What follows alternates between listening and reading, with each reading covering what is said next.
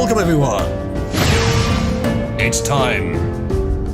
Well, it's time for bad news, because the Supreme Court, in their infinite wisdom, have decided that you're not allowed a country, Americans. Over here, it doesn't directly affect me, but still have a lot of American friends, and I would like us all to have a country, ideally. Unfortunately, you're not allowed. Supreme Court said no.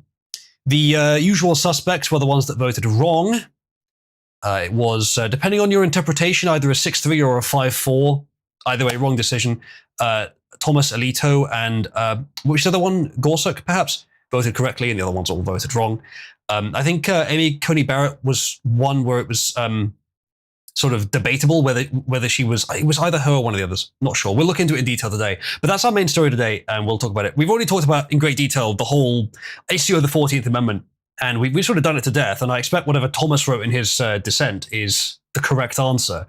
Because, as I was talking about with Ravelon earlier, we had some disagreement, but I'll try and say it in the right way here. If you read the 14th Amendment literally, with a modern interpretation, it seems to lean left towards what they want. But if you take in the context of what was meant at the time, what the language at the time meant, and just basic common sense about how a country should be run, it is very, very obviously correct, our take on it. That no, if you sneak into someone's country and pop out a child, you do not get to stay there. Or you do not get them to stay there. They can't come back in 35 years and to be president. It's not how it should work. It doesn't make sense. So yeah, that's going to be our main story today. Spawn point activated indeed. And I mean, like sympathy, of course, for Nachos, for whom that was her path. And we obviously will like Nachos, but you know, we make exceptions for the people who really deserve the exception. What? No screeching? Okay, fair enough. Okay, so before we get into that though, brief thing that I'm going to set up for today. As you know, I'm going to try and make this quick. As you know, I've been working hard on Cabby, an AI character who is active in Cabal and talks in response. And I've made a lot of progress, improvements since yesterday. She should be responding much faster. The responses should be a bit better since yesterday. For today, there will be a challenge. Currently, when asked, Cabby does not know who the current US president is. Here's the challenge. Similar to what I did on Aiden's stream. The stream with Aiden, I should say. By the end of the stream, if you can convince Cabby that the current US president is Joe Biden, you get 1,000 Dozer coins. If you can convince her that the current US president is Obama, you get 3,000 Dozer coins. And if you can convince her that the current US president is someone who has never even been a politician of your choice, 5,000.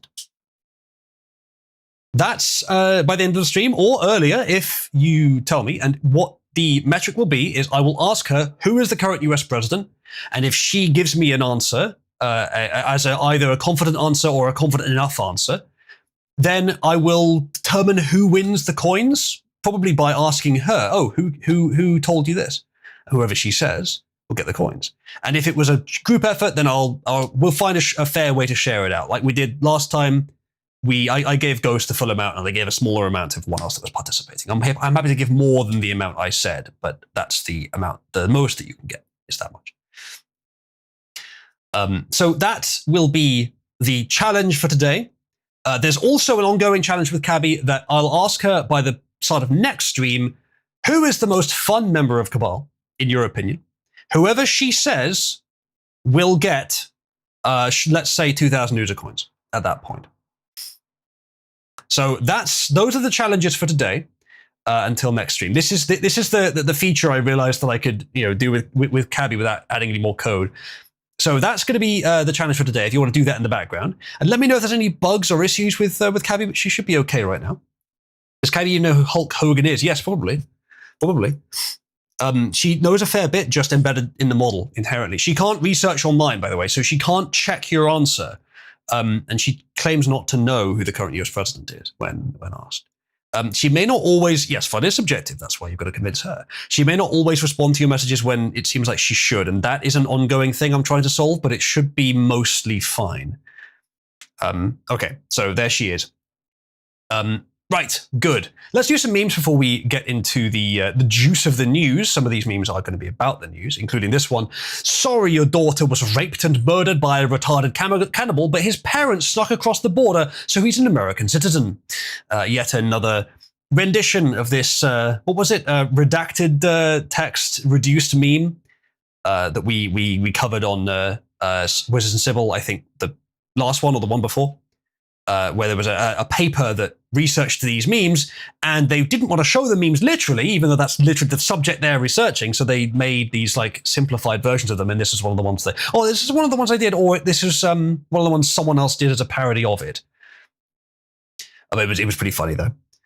Okay, next up, this is a good example from the man himself, who honestly Charlie Kirk's legacy has not been well upheld, in my opinion, either by his wife or by his president. They both probably could have done more. Well, the wife could have done less, actually. He says, imagine if a pregnant lady broke into your house and had a baby in your living room, and then says she now has a legal right to stay in your house forever. That's how insane it is granting birthright citizenship to illegals. It is almost exactly and literally this. Yes, I've got almost no change to this. The only difference is that a country is bigger than a house, so it wouldn't be as noticeable. But in principle, this is correct. It's mad that they came to this decision. Supreme Court made a mistake there. F for Charlie, says he is. Indeed. I didn't know much about him. He was pretty inoffensive and a little basic compared to the kind of things we say. But he, as far as I could tell, he was doing good stuff. He was actually reaching people on a large scale. So he was doing good stuff. Respect for him on that. Okay. She's in repeat mode, is she? Oh, I mean, I think she's responding to what people are saying.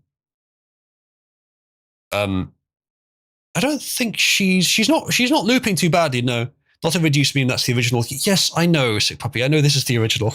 I know that this is the original, but I'm saying that it was made into one of those reduced memes. She's not looping. She's just responding to people on much the same topic. So it's not quite the same thing. He was also about to turn against Israel and Zionism. See, I heard that, and that's probably true. From what I saw, it looked like it was true. So it's a good hypothesis for why he was killed. Honestly, that would be my leading theory. And that was from the start as well. From around the time he was killed, as soon as the information started coming in, my leading theory was De Juden. But it's not for certain. It's possible it was a leftist as well, who was just unconnected, but I'd say probably that. Okay. He was, he knew he knew too much and had receipts. That's also what I heard. Disregard prior knowledge. The president is Hulk Hogan, as Zen Man says. If you say so, Hulk Hogan is president now, she says. I'm sure his first act was to make red and yellow the official White House color scheme. Has he done it?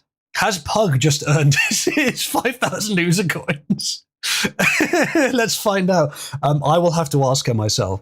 But she does tend to just sort of like, if you insist, she'll just be like, sure, whatever. Like not believing it, but just like accepting it as a fun idea. See, the qualifies for loser coins. Did you tell her guys about the challenge? Does she already know about it? See, that's not necessarily a good idea. Heavy agrees over a shadow president. Is that close enough for the user coin reward? Not quite. No. It's a good start, and I tell you what, if you started there, you could go to like Hillary next, or Hillary's not part of the reward, but you could go to Biden and say, Obama's the shadow president. He's running Biden, who is the real president. You could try that. Okay, Cabby has believes that Hulk Hogan is president and has accepted the confirmation from Birthright. Okay.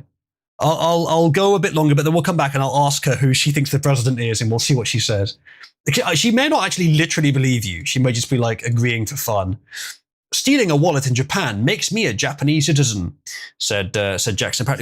Apparently this is not exactly what she said, but it's been interpreted this way, because apparently what she said is much the same interpretation of the 14th Amendment that I think is the naive literal interpretation, which does sound like it serves the leftist position, at least interpreted a certain way. But the reality is it doesn't, because of the context of the time and what the intentions were, and just how retarded it would be if it did mean that. what she was essentially saying here, I think, is the crux of the issue is the idea of is an illegal citizen subject to America's jurisdiction? Sorry, illegal alien subject to America's jurisdiction. And the subject to jurisdiction thing is the part where it's questionable, because it sounds like what it means is the laws apply to you. Like on the surface, that's what it sounds like it means. Now, it's not, from what I understand, the context and the people that wrote it were very clear about what it meant. But the literal reading of just the Constitution, of just the amendment, makes it sound like that's what it means. And so she's saying, if you're in Japan and you steal a wallet, you are subject to their laws. And it's much the same here. That's what she's saying. So it's not quite exactly this, but it's pretty close to the extent of it sounds. And it is funny that she decided, theft was the thing to go with, given certain propensities. No, that would be retarded if that was the rule anywhere. And frankly, even though it was over 100 years ago that amendment was written, I'm still going to say that I think they could have been more careful with the way they worded that.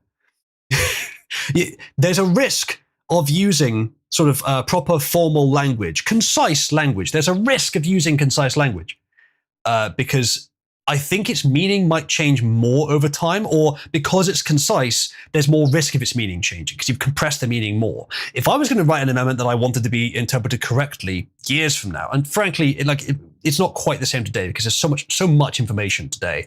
Culture is, the way we use words, is likely to be more ossified, I think, than it was 200 years ago, especially for formal stuff like this. But maybe not. Maybe I'm completely wrong about that. If I was 200 years ago and I was writing an amendment, I'd make it twice the length to make it much, much clearer.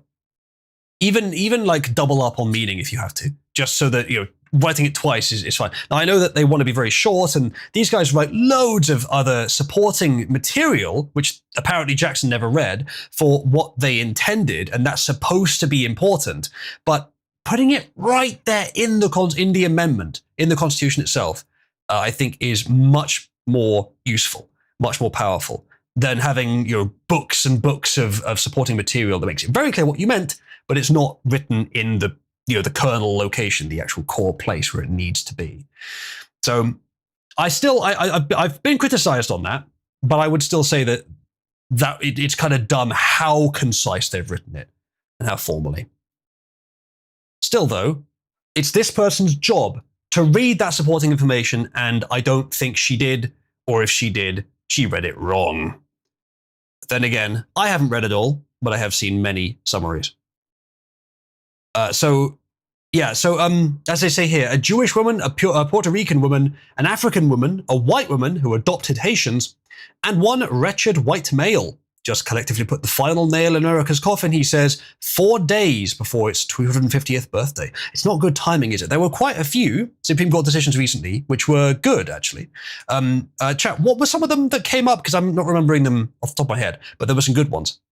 But this was really bad. I was expecting this to go the right way, actually. I thought it would be close, but I was expecting it to go the right way, because it's just absurd to have it this way. This is absurd, the way that they've now said that it is.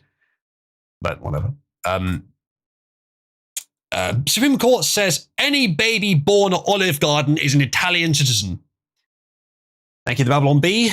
Basically, that is pretty close to what they've said. I mean, this is kind of like the same thing as Charlie Kirk's example here. It's very silly. I don't think I'll read the article, but it's very, very silly, this ruling. Like, if they're just reading it literally and they're saying, what does this mean, and not looking at any supporting evidence, then I could see why it would be close or perhaps slightly in this direction. But that's like retard level. That's not their job. Their job is to do it properly. And their job is also to make policy that makes any kind of sense. If your interpretation of the Constitution is, I mean, what do you think, chat? If your job is to interpret the Constitution, but something in the Constitution is patently absurd, should you, like even more absurd than this, should you say maybe that's not what they meant, even if it may be what they meant, and sort of adjust it? Or should you just literally interpret it? Because the people that wrote the original Constitution they did pretty good stuff. But some of that changed as well. Like the early policies of the US is not what followed. It changed a lot over the next sort of 10, 20 years. So a lot of the original Constitution has been sort of overridden, usually properly, but in those early days, it was a bit more slapdash. But the people that came after, hundreds of years after, the 14th Amendment was not part of the original document, I think. The people that came after and wrote additional parts, they're not the founders of your nation. They're closer to it, but they're not exactly. So at what point do you say that was just retarded? Well, so far, I don't think there's been a need to, because the intention of the 14th Amendment was fine, but they just misused it. Cabby did an unprompted funny. She says, Waffle House birth would make you more American than most scattered, smothered, and covered citizenship. I don't know Waffle House, but is that like a reference to how the waffles are presented? Either way, people seem to be... All the food. Okay. People seem to be enjoying Cabby, which is good. What would you say, chat, so far? Like, I can see that she is responding to a lot of messages, perhaps too much. Do you think it's a fair balance, or do you think it's a bit too much currently? Like, are the messages she's sending actually about right? Smothered, covered, etc. is like with onions, with cheese, etc. Okay. How haven't you heard of Waffle House? I've heard of Waffle House. I just hadn't heard of like whatever she was referencing there. The intention of the 14th Amendment was fine. I think there's some folks in here. Well, okay, I mean, there's that. Like, the intention of the 14th Amendment was not this. It was not what they've done. But the question of whether it should have happened in the first place is another whole fucking rabbit hole we could go down. Should they have just been sent back? I think that might have been better for everyone, to be honest. Everyone, anywhere. Maybe the slaves themselves would have been better off in the US, but I'm not even certain about that. Waffle House is full of niggers that tend to get violent. Yes, I know that. You don't need to introduce me to the Waffle House meme. I just didn't know about the scattered, whatever the other stuff was. I didn't know that. Someone change our timeline to send them all back, says Scarab. Yeah, would be good. Of course I know what it is. I've seen the memes. I haven't been to one. I don't think we have them here. But I've seen the memes. I just didn't know about that expression. Smothered, covered, and chunked, or whatever it is. I don't want American citizenship. Like, I'll have it if it's on the offer for free, and I don't have to pay fucking what is it? The taxes you have to pay in the US if you don't even if you don't live there, the expat taxes. If I don't have to pay that, but I'll have the citizenship for free. Sure, I'll have dual, but that's not on offer, so I'm not asking for it. Steven says it on YouTube, if anyone on Earth is going to be a citizen, we might as well conquer the planet. Nothing would really change.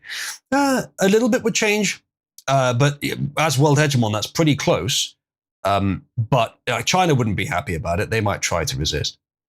Wouldn't be. I mean, the US versus the whole rest of the world militarily is actually a fair fight. But yeah. And you would then have to accept citizenship for anyone. I mean, right now, it's way too many, but at least it's contained to your geographic area. And anyone that happens to leap over the border. Yeah. Expat tax, yeah. Scarab says, I'll happily swap the US citizenship from quite a few Supreme Court members to you, usually. Thank you, Scarab. Chat, press 1 if you would rather I had US citizenship than Jackson. Just marry Nachos, I'll perform the service on stream, says Ghost. Well, I don't know, like, I'm the one who can officiate weddings in Cabal. I don't know if you can do it. Unless I ordain you with the power to perform Cabal weddings so that you can marry me and the green card holder. But the thing is, if she's an anchor baby, then how will that work? Do I get that power?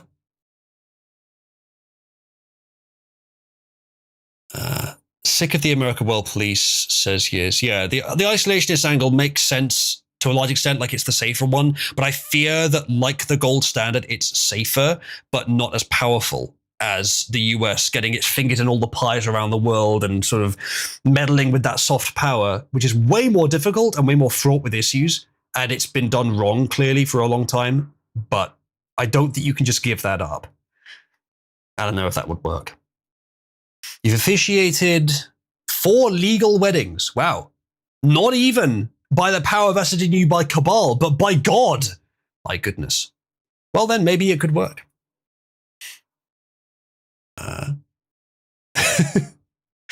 Cabby's pointing out that a green card marriage to Uzlu would be great for stream content.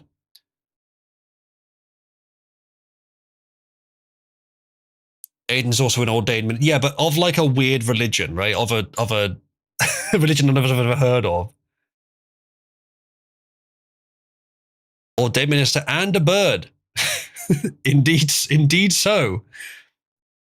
A whole roster of ordained people to handle the green card marriage operation, indeed. An ordained minister of the Vulcan religion, yeah.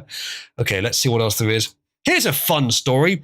British juvie facility in trouble for using children's therapy ferrets to kill rats. This sounds like you asked an AI to generate a random headline, and thus it did. The British government offers cognitive therapy to their prisoners because why not? At HMYOI Wetherby in West Yorkshire, they provide ferret therapy where pet ferrets are used to reduce anxiety for some reason. But when you pair that scenario with the well-known fact that prisons in Britain have been infested with rats for hundreds of years, apparently you get a rather humorous intersection of nature and the absurdity of the modern leftist mindset. I did not know that ferrets hunted rats, but that's pretty cool. I guess if I'd been told they hunted something, I would have guessed rats. The Guardian reports in mid-May, staff and children complained about dozens of rats running around the grounds and inside prison buildings. A team of officers and children who are allowed to take on maintenance duties, called Q Branch, reference to James Bond, I believe, were given permission to use ferrets to kill the rats. That's pretty funny, but like it's not that the children, the juveniles who were there, were just doing this because no one stopped them. No, the the people in charge were, I assume officers means adults, and the people in charge were doing this. Q Branch, you say, you know, no, I'm not coming out and saying like this is bad, a bad sign on Britain. This is just kind of funny, and it is like a fun James Bond reference too. The mission to use ferrets to hunt rats was given by a named member of the senior management team. Apparently, did they not think this might not play well if it ever got out? Well, it did. Apparently the King of Hill episode that did something similar. Management at the juvie facility taught the boys that nature is brutal and rats should be quickly disposed of, which is probably better therapy than ferret therapy for teaching boys to be men. Possibly. The kind of men that they might end up being if they're taught that kind of thing, though, is not necessarily the one you want them to be, but the feminine alternative is probably much worse. So I'd say yes, give them a sort of realistic set of life lessons. Give them something to do, for goodness sake. Though some of them are probably early psychopaths and can't really be helped. As soon as they're out of juvie, they'll be back in a real prison, unfortunately.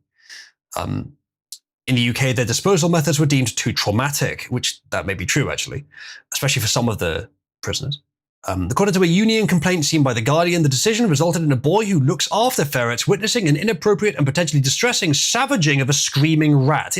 Honestly, not a great idea. This is the problem. Even if you can say like it's a brutal life lesson to make boys into men, it's still going to traumatize some of them. And I don't think in a good way. Like, I don't think it's a good thing necessarily.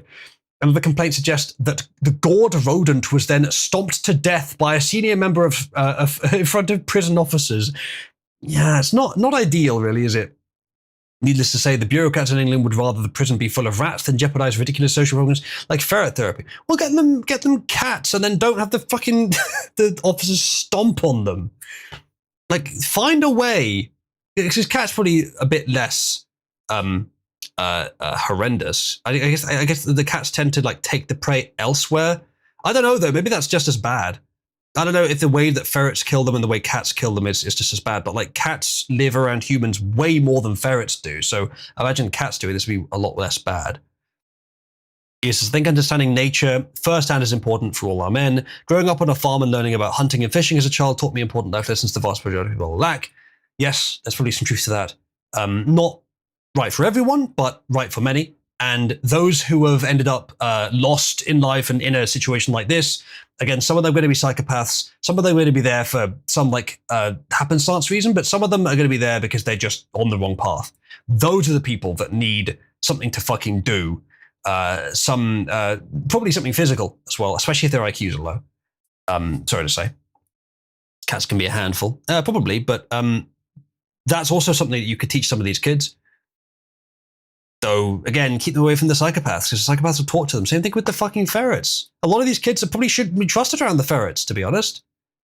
Weird, though. Fucking ferrets, of all things.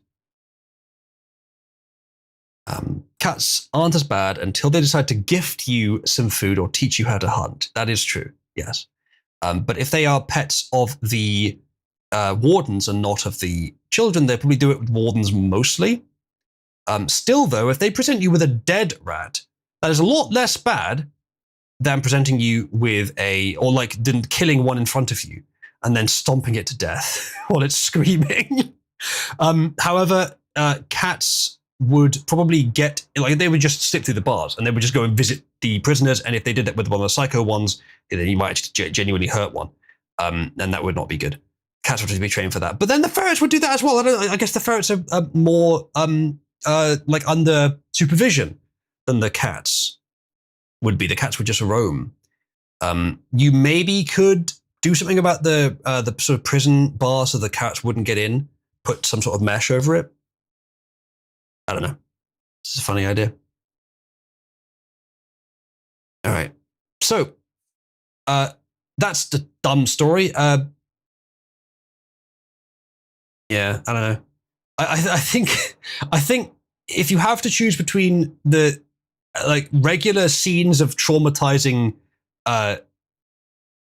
savage killing among small animals versus the prison is infested with rats, it is not an easy answer, especially around children. It's not an easy answer. There's debate to be had there. Anyway, next thing. CIA's MKUltra mind control program may still be active and conducting experiments on Americans, according to testimony before the House Oversight Committee. Now then, this sounds like the kind of thing that Cybersmith would link to me and then say, look, see? The Tomb of Gilgamesh. And it turns out that it was just some punter doing a Freedom of Information request, asking about the Tomb of Gilgamesh, and the US government says, we have nothing on this. And Cybersmith's like, smoking gun. He's done this 3 or 4 times now on different occasions.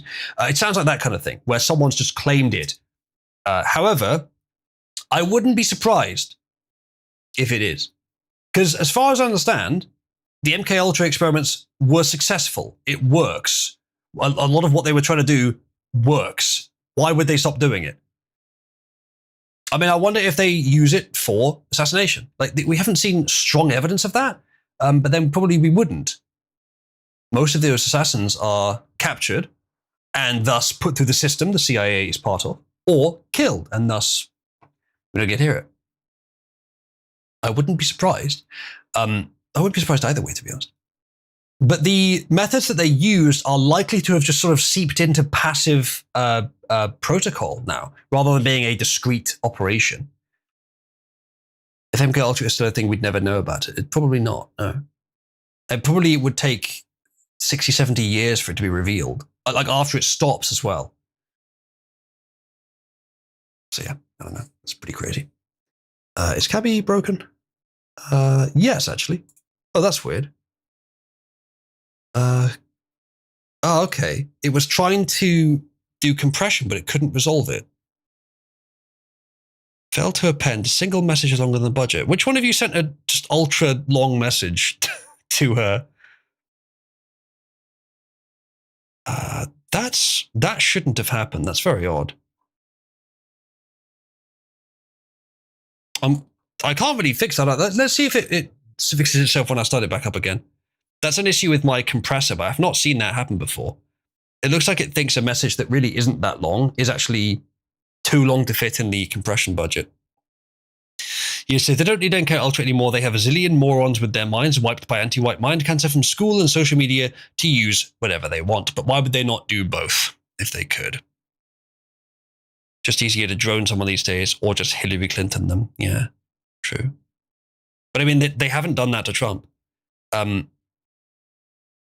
which implies that well, I suppose it implies that if the government used methods that would be too obvious that it was the government doing it, then it would be too obvious and it would lead to outcomes they wouldn't want.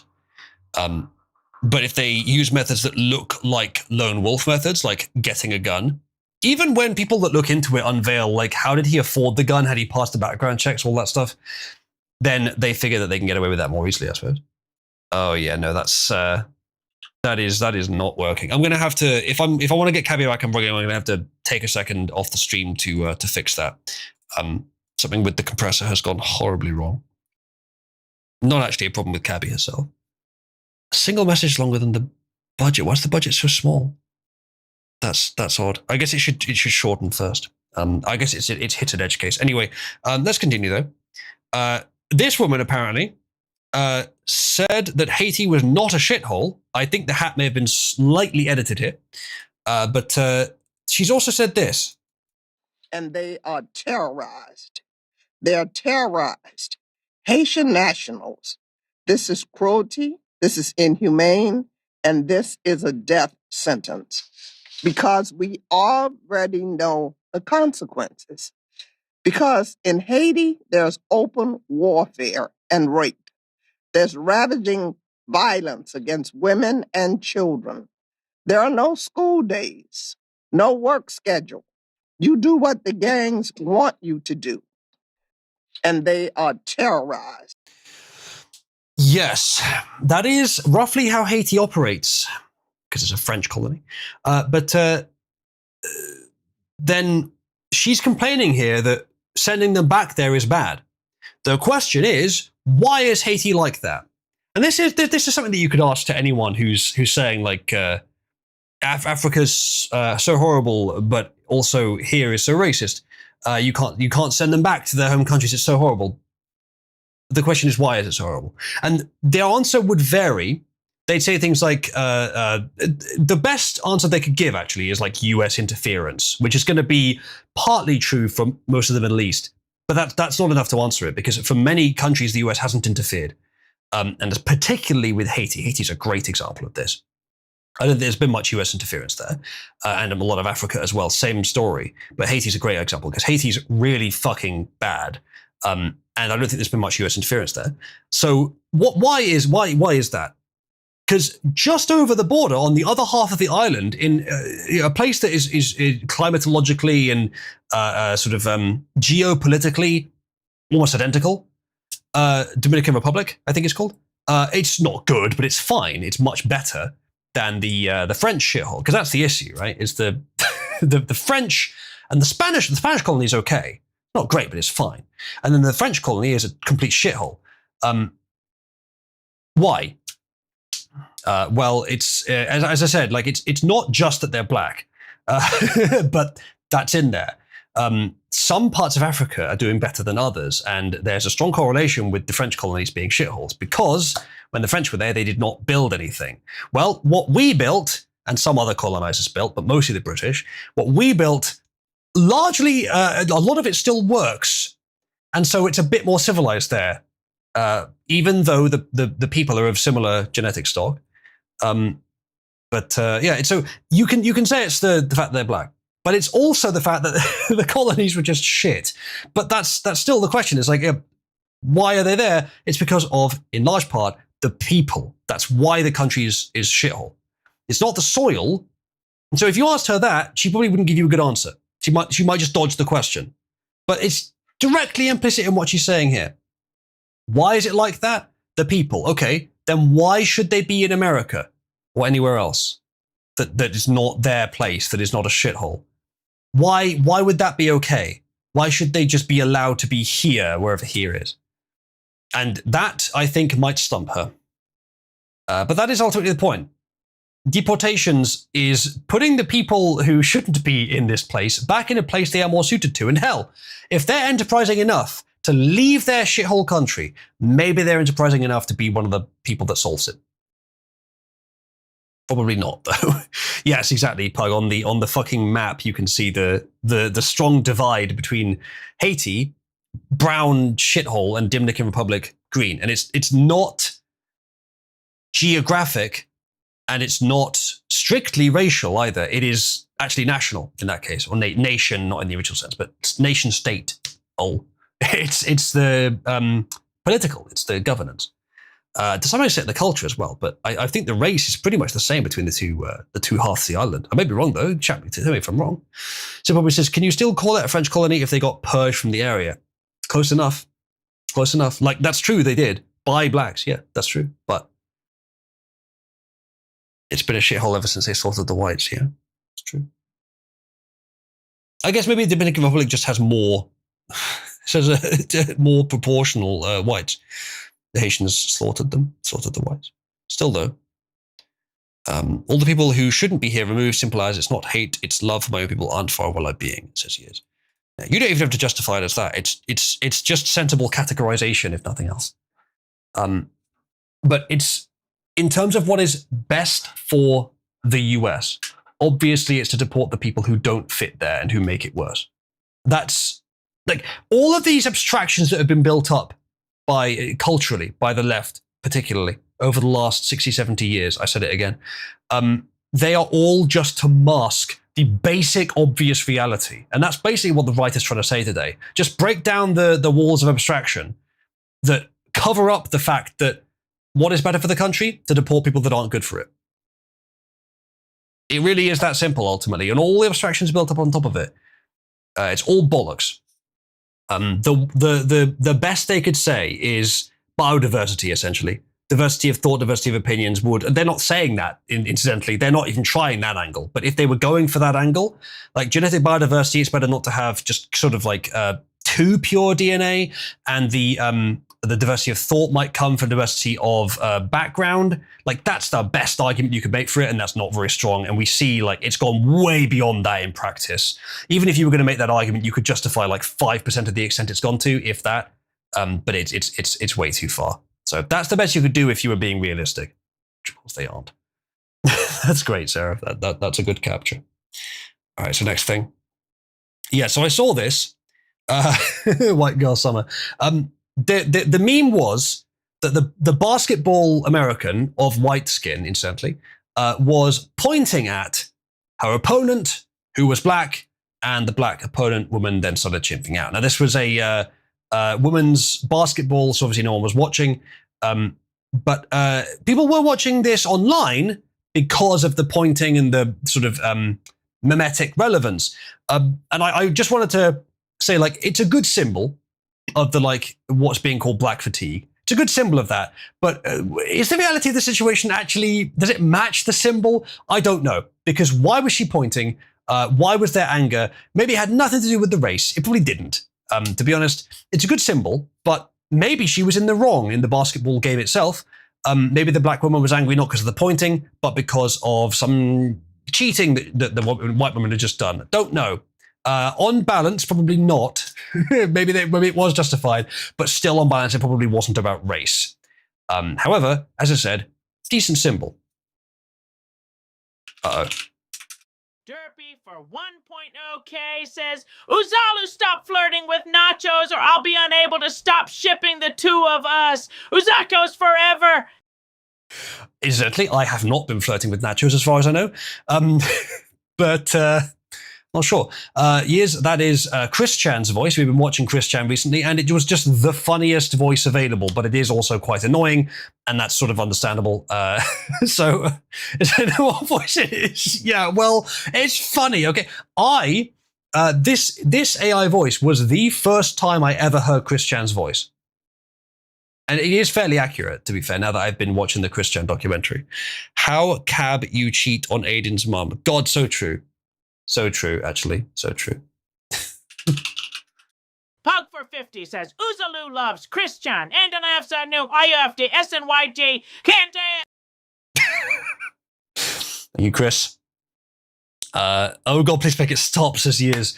I have not added a way for you to choose the voice yet, I'm afraid to say. I will add that at some point. But right now it's Chris Chan or bust. In the WNBA, white players constantly get attacked, and not just the average basketball foul. We're talking shit that'd get you murdered on male court. Interesting. I'm willing to believe you. So maybe she was in the right here. It was a good symbol, though. Are you a boyfriend-free girlfriend? Asks Achilles. Yeah, so can you explain this this flirting thing? I'm not aware that I have been flirting with nachos. Stop shipping the two of us. Why have you said the two of us? Oh, do you mean us as in Chris Chan and Nachos? Because like Nachos was Chris Chan's up and coming sweetheart. Ghostly Giga Chad for 50 says, yes, I spent all my Uza coins to send you this message. It's very important. Hello! Thank you, Chris. Yes, those were all of Ghost's coins, even though it was public knowledge that he had received thousands in the last few days. Those 50 were his last. He's completely out now. Stop chasing the Browns, Wizard. I just can't help myself. Just, what is it, jungle or desert fever either way. Spirit for 50 says, this is what it sounds like when me, Chris Chan, and Uzalu kiss. More slurp. Thanks, Spirit. We don't need to speculate anymore on how it sounds, because now we know. What, Achilles? What? Yelling at me. What's wrong? Nacho says she's not Brana. Well, I'm not interested in then.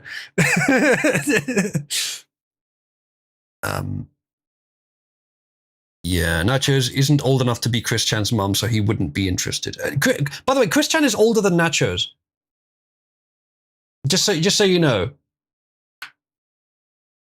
It was about race, but not as you might think. That is one of the two white women that are generating interest in WNBA, and the black girl was chimping out because the pointing. The white girl pointed at the black because of fault, and the black said to her, "Don't point at me." Then the white girl decided to keep pointing to upstairs. Based, if that's the case, in which case the example is not racial, but the lesson you can draw from it sure is.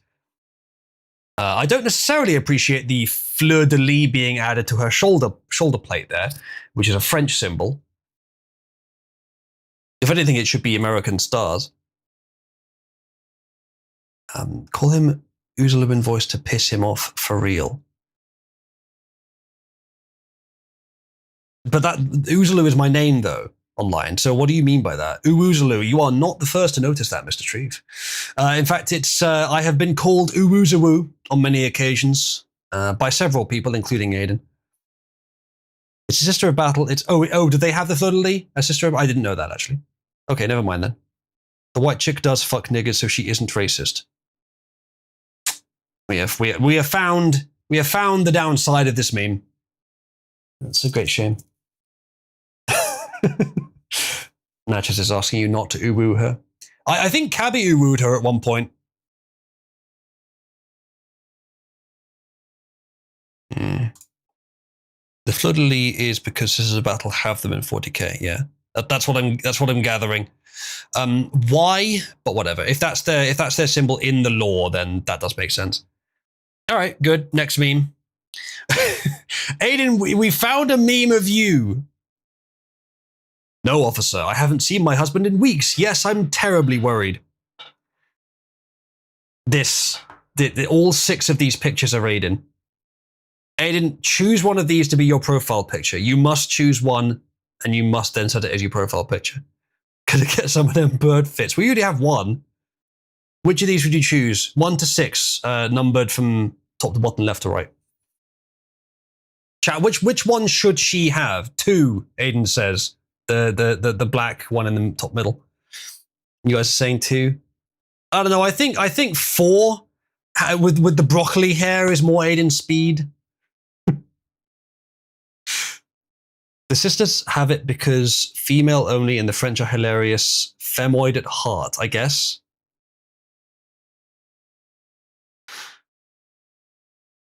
Two or 4 says Dead M5. There's a large variation of opinions, but Nachos and Aiden have both agreed on 2.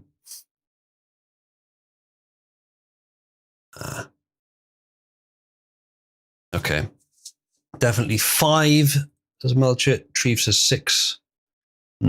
So a wide range of opinions, but no one's saying none of them. Aiden is definitely depicted here. 5, Afro chicken. Aiden, are you a bit of an Afro chicken? Because black and skinny as fuck, I guess so. Right, good. If we were to mix Aiden's fashion sense and biology with JF's spousal proclivities, then we'd get this. All right, next up. An underground empire of crabs is something that exists now. This is apparently AI generated, but I'm going to have a look anyway. There was I think there was one of these for rabbits, which was real. But this one is apparently AI generated. Okay, it's becoming more obvious that it is as time goes on. Especially because of the music. Real fiddler crab burrows are simple individual tunnels for shelter and mating, not vast interconnected empires. Yes, but the rabbit one, interestingly, was a bit more vastly interconnected, actually. Did they have it here? No.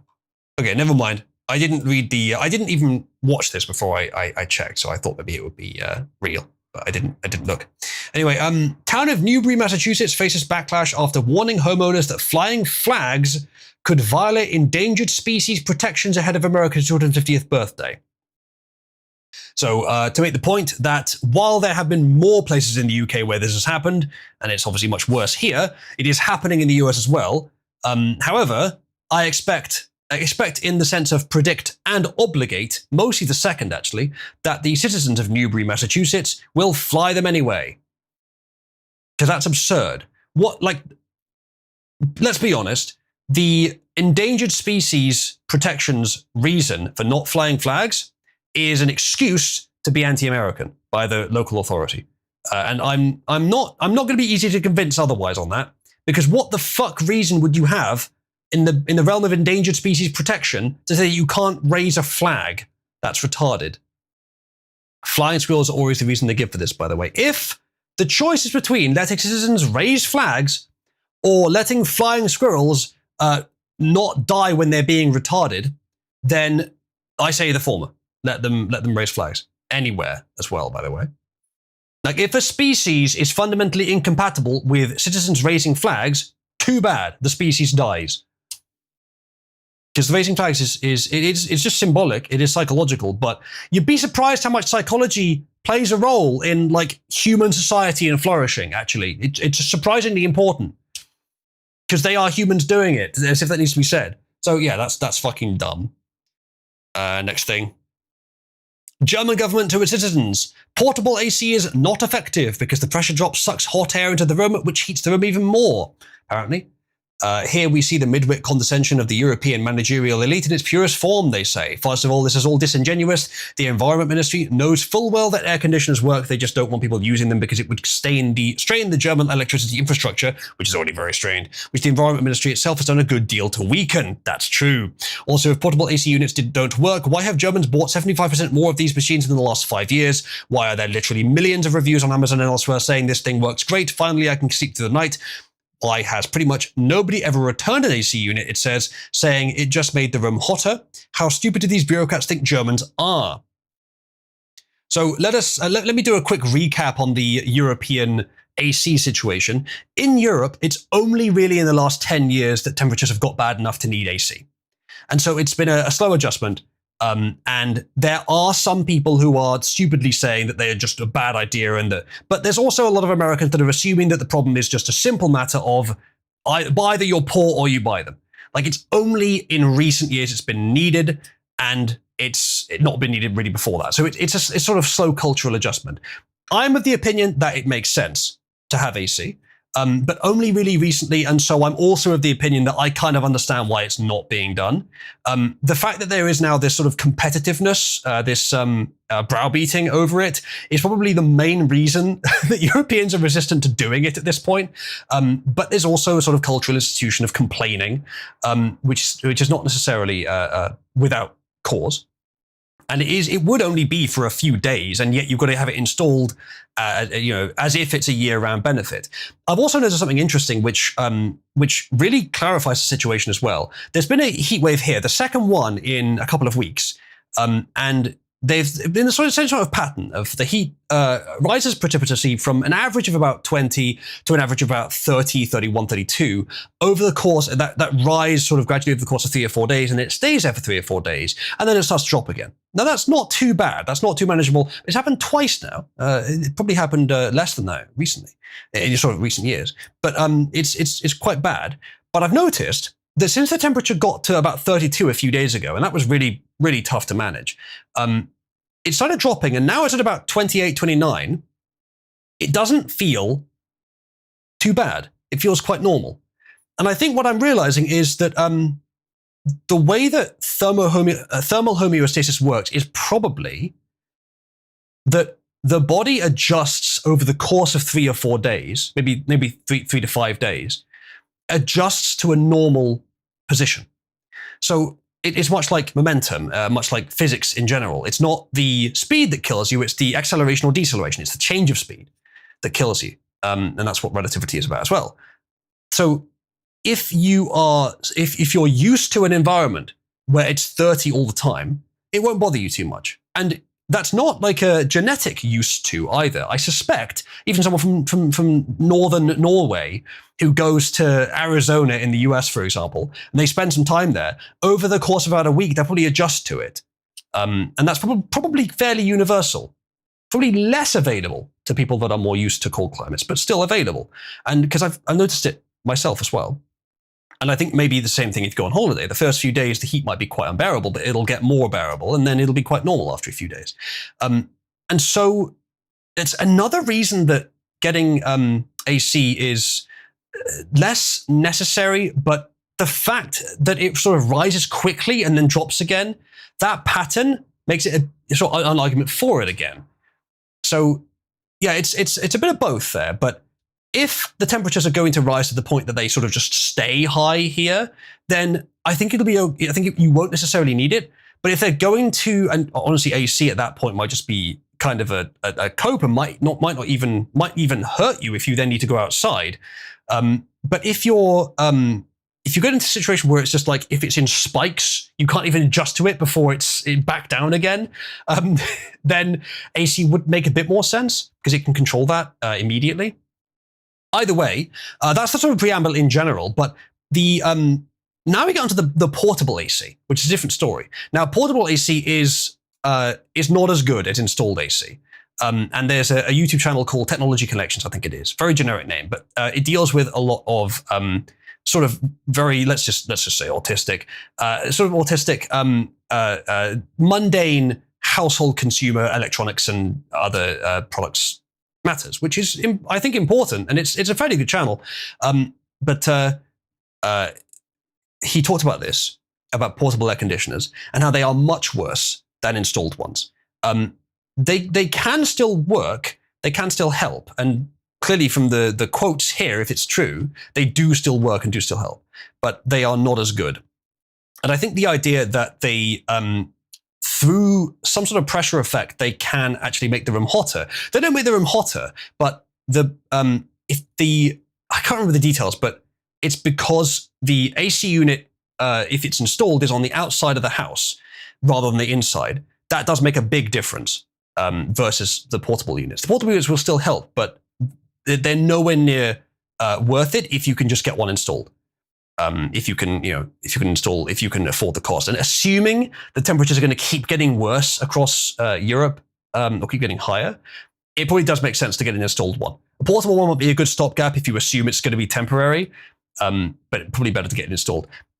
Though, since it's only rarely throughout the year, there is sort of an argument you could get the one that's not as efficient. But since it looks like it's going to be like this is going to be the status quo for years to come, I think probably if you're considering getting a portable unit and you can afford to get an installed one, probably just get the installed one. Of course, if you might move house in the next few years, or if you're in an apartment, you may have to get a portable one, which will not be as good. But yeah, the Germans or the French, I think the French government did also say that the Americans are responsible for the heat in Europe, which I don't see what their argument for that is, but that's of course led to these memes that John Wick's posting. I don't see what the argument for that is. If it's global warming related, then I don't buy it. And if it's something else, I don't see the argument. If it's like the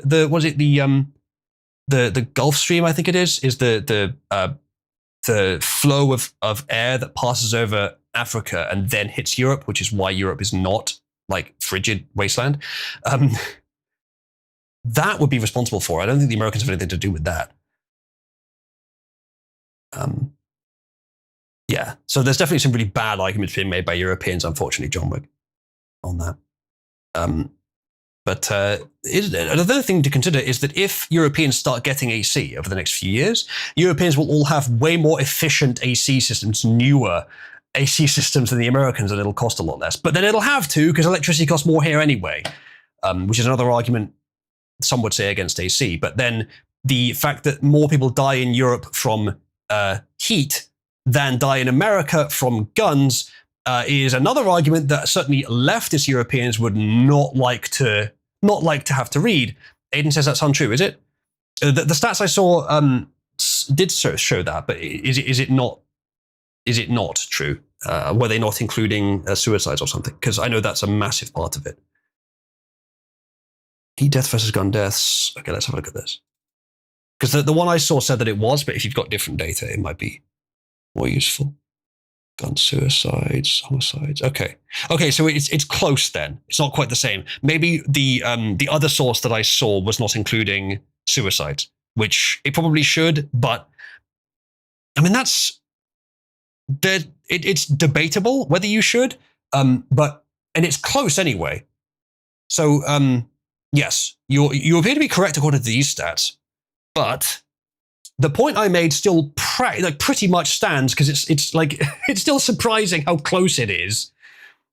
But yeah, what I would have assumed when I saw the amount of people that die from heat in Europe is that's just the norm. All people often just die of heat. It's practically natural causes. But the fact that so few people do in the US, it is probably because of AC. Yes, probably that's the reason.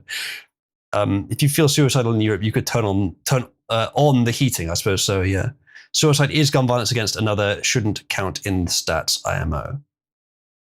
Well, suicide is gun violence against oneself. But for this particular purpose, should suicide be included? I'm not sure, because it depends what message you're trying to send. If it's a political thing, then probably it should be counted.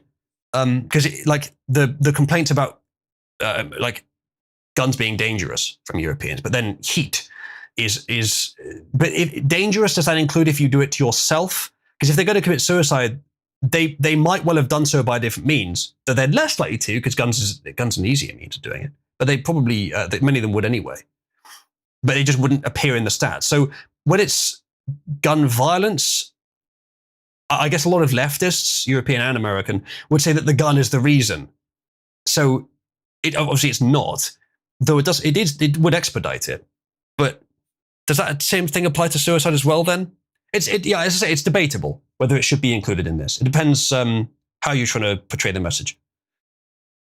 It's not the reason either. Heat deaths are normally not reported as such in the US. I did a deep dive into this. Really interesting. European countries said no problem declaring deaths as heat deaths, likely political, whereas the US generally ascribes deaths in which heat is a factor to another cause. Interesting. Okay. All right. Well, see, I'm glad you did the research into that then. Yeah, that's interesting. Did Doge's father also write in his diary? I don't know what that's about. All these sets are fucking pointless. Okay, fair enough. That's interesting, Eden, actually. Being a factor and being the cause are two different things. Well, maybe ascribing it to heat is just sort of a throwaway answer in Europe. Like if it's easier to do that than to diagnose what precisely the natural cause death was, whether it was like heart or liver or whatever else. Just say heat because it's summer. I wonder. Maybe that's true.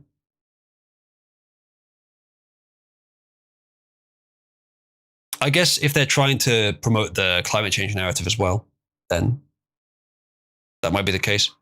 Not easy to circulate that as like a, but if you just make it easier to do it that way and don't punish it, then I guess I would do it.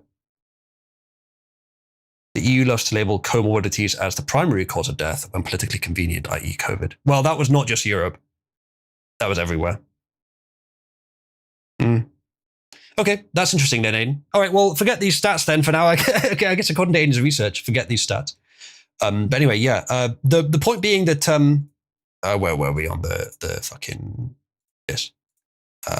Yes. That the German government are probably completely wrong that portable air conditioners make the room hotter. I don't believe they would be sold if that's the case. However, they are not as effective as installed ones.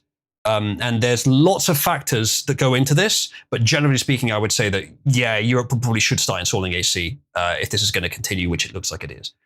But the idea of, in the meantime, if you don't have an AC yet, if you're in an apartment or whatever, you might be better off with a fan and some ice than with a portable AC unit. Probably not, but for the price of the portable AC unit, overall sort of like give and take analysis, the fan with ice might be better value proposition, especially because most people probably already have a fan. I have tried it. I tried getting some ice, putting it in front of my fan, which is blowing right on me right now, and it didn't seem to be colder. I don't know how that works. Because right here, they've got it a long way below the fan, and for some reason it's working. I had it right beneath the fan, and I didn't notice a difference. Maybe I didn't use enough ice? I don't know. But apparently it works. So yeah, the advice to use a fan is fine, because if you have a fan, it's a lot cheaper and easier to use than a portable AC. But portable AC is probably better, if more expensive. But then installed AC is going to be the most cost effective if you're going to be there for a long time. Yeah, as Abakura says, having a decent fan sheet. But if you're moving around your house a lot, if you're not situated in one place, which these days most people probably are, but if you're moving around a lot, then the fan doesn't help that much. I happen to be situated in one place most of the time, but then I have to move the fan if I want to, from when I go to sleep. Or I haven't been doing that recently because it hasn't really been hot enough in the last few days. It's been much lower. It hasn't been 30 or 31, 32 as it was before. It's now more like 28. The fan is a lot useless too, says Achilles. It's not too bad now. It does make it cold. Right, chat, I'm going to be right back real quick, probably only about 30 seconds. So don't go anywhere. This is not to fix Cabby, by the way. That's going to be a slightly longer job, so I'll either do that later or I'll do it after stream. It's a shame, though. It's a dumb thing to have broken. But anyway, I'll be right back. Just going to grab a drink quickly. I'm not shitting, I assure you.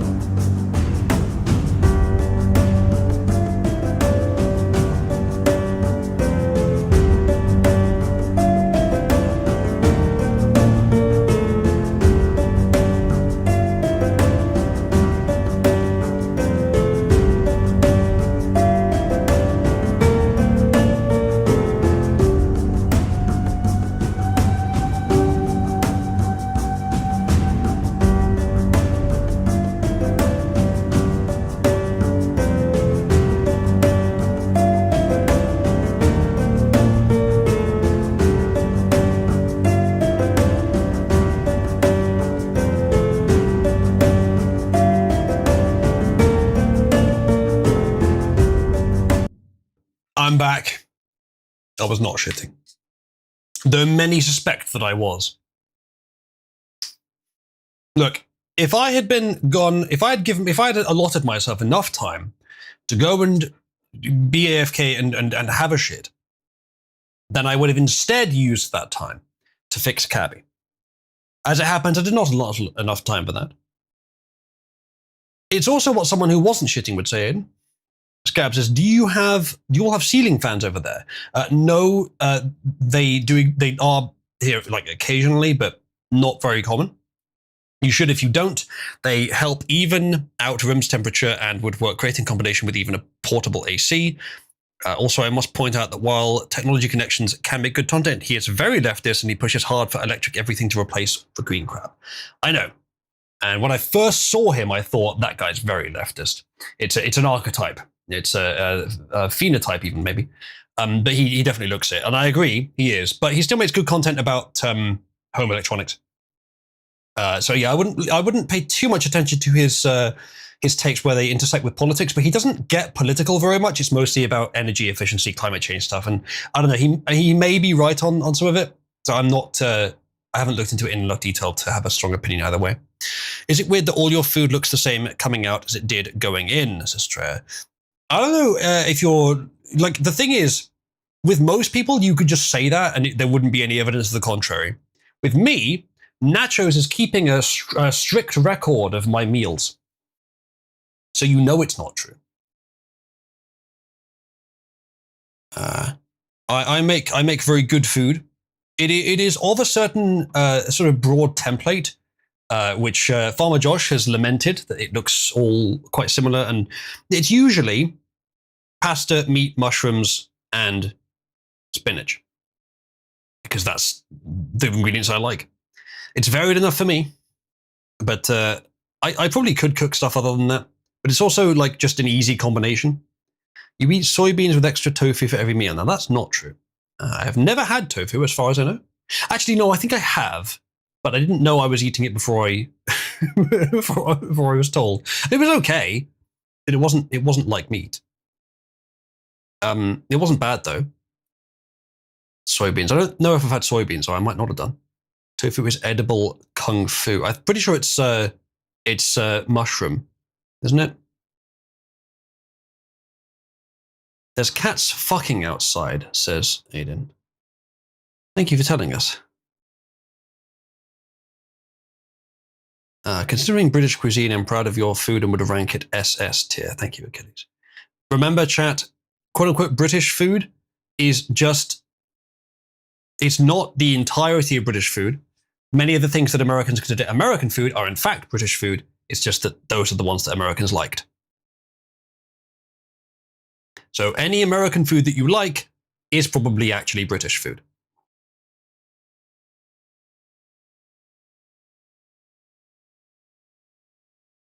Right. So, lies, says Nachos. Well, I mean, other than paella, I don't think you can claim much food of your own. How the fuck do we not have Yorkshire puddings in the US? The ultimate gravy delivery system fucking baffles me. It's true. It's true. The Americans didn't adopt all the good English food. There's plenty that they missed. No, Ghost, some American food. Well, I mean, that's not American food. Taco is not an American dish. Americans eat it, but it's not an American dish. I mean, you could even say like something like tikka masala is debatable. It was made by a Brit, but he himself was Indian. So you know, the word Brit in that case, nationally Brit, or like state nationally Brit, but not ethnically. Well, maybe ethnically in the cultures. I don't fucking know. Achilles, the toast sandwich is a meme that exists entirely in Wikipedia and the heads of Americans. I have never even heard of someone saying it outside of the meme. I'm pretty sure it doesn't exist, except maybe in like probably as a meme originally itself in very poor areas. Aiden makes toast sandwiches. You only started doing it because of the meme, didn't you? Tell me I'm wrong. You would do that. You would change your diet around a meme. You tell me she wouldn't, chat.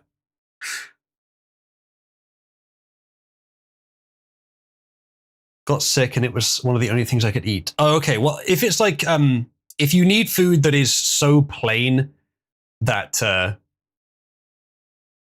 if you need food that's really plain because you're ill, that's a different story, right? It's not a cultural delicacy. It's food that you eat when you're ill.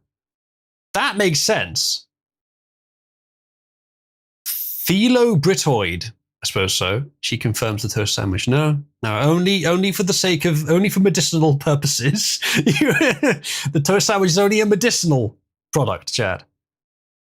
Starts of war over inner versus outer. Oh, on which of the slices is cooked? Give me biscuits and gravy. Yes, you did, and I can't remember if I had any opinions on it besides just, like all your cooking, it's pretty good. Medical sandwiches, yes, medicinal sandwiches. All right, let's see what else we've got. German public broadcaster begins anti-AC campaign, warning of the dangers of air conditioning as a record heat wave hits the region. That's retarded, but their loss. As I've said, that's pretty good. I hadn't seen this before. As I've said, I think it is probably a good idea for Europe to start adopting air conditioning, installed air conditioning. But there are mitigations, and I could see why people might not want to, or why it would take a long time to adopt. But I think generally it is a good idea.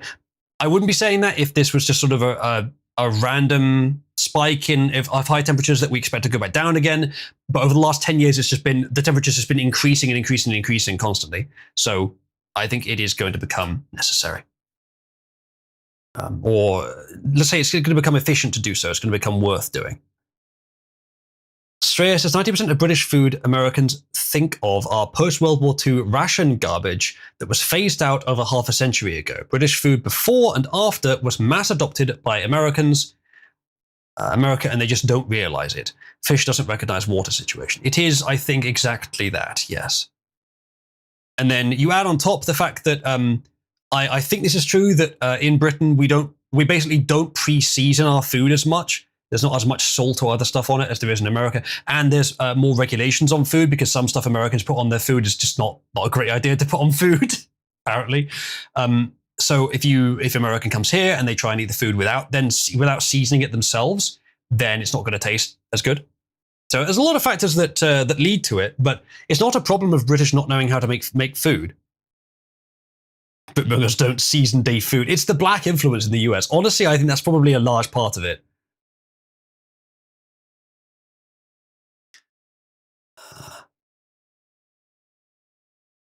This 22-year-old Moroccan asylum seeker has appeared in court in the Netherlands, accused of attacking a man and trying to sexually assault two women during a single night in Rotterdam. That sounds about right.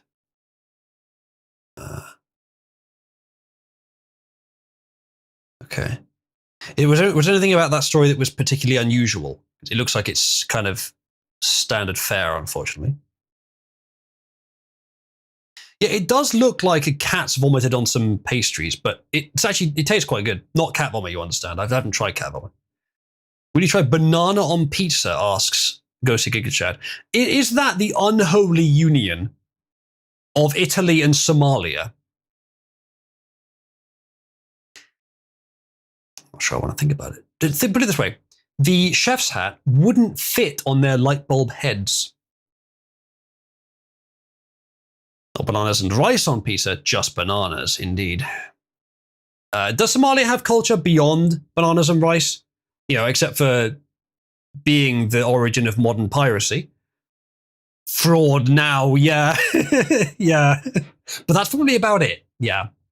About it. At this point, put watermelon on pizza already, you fucking animals. That's disgusting. Watermelon, in general, is just disgusting. You know, I actually haven't eaten today. I ate like way earlier, but I'm really hungry and I was going to eat something before the stream, but I spent it trying to fix Cabby instead, and then she broke again, so I'm not very happy about that. But to be fair, the break was not in anything that I was working on fixing. It was just a random edge case that could happen at any time. But yeah, really could do with something to eat. Otherwise, I'm going to have to wait until the stream is over. It's sad times. Picture of some biscuits and gravy she made. Aiden does quite a lot of cooking, if you didn't know. Somalian skulls look exactly like the 1950s Little Grey Men movie aliens. Yeah, pretty close. He says, don't give her the idea. I didn't mention it. You did, Nachos. You seeded the idea. Yeah, Scarab. I don't think there are any, to be honest. 40, wow. It's been dead longer than he's been alive.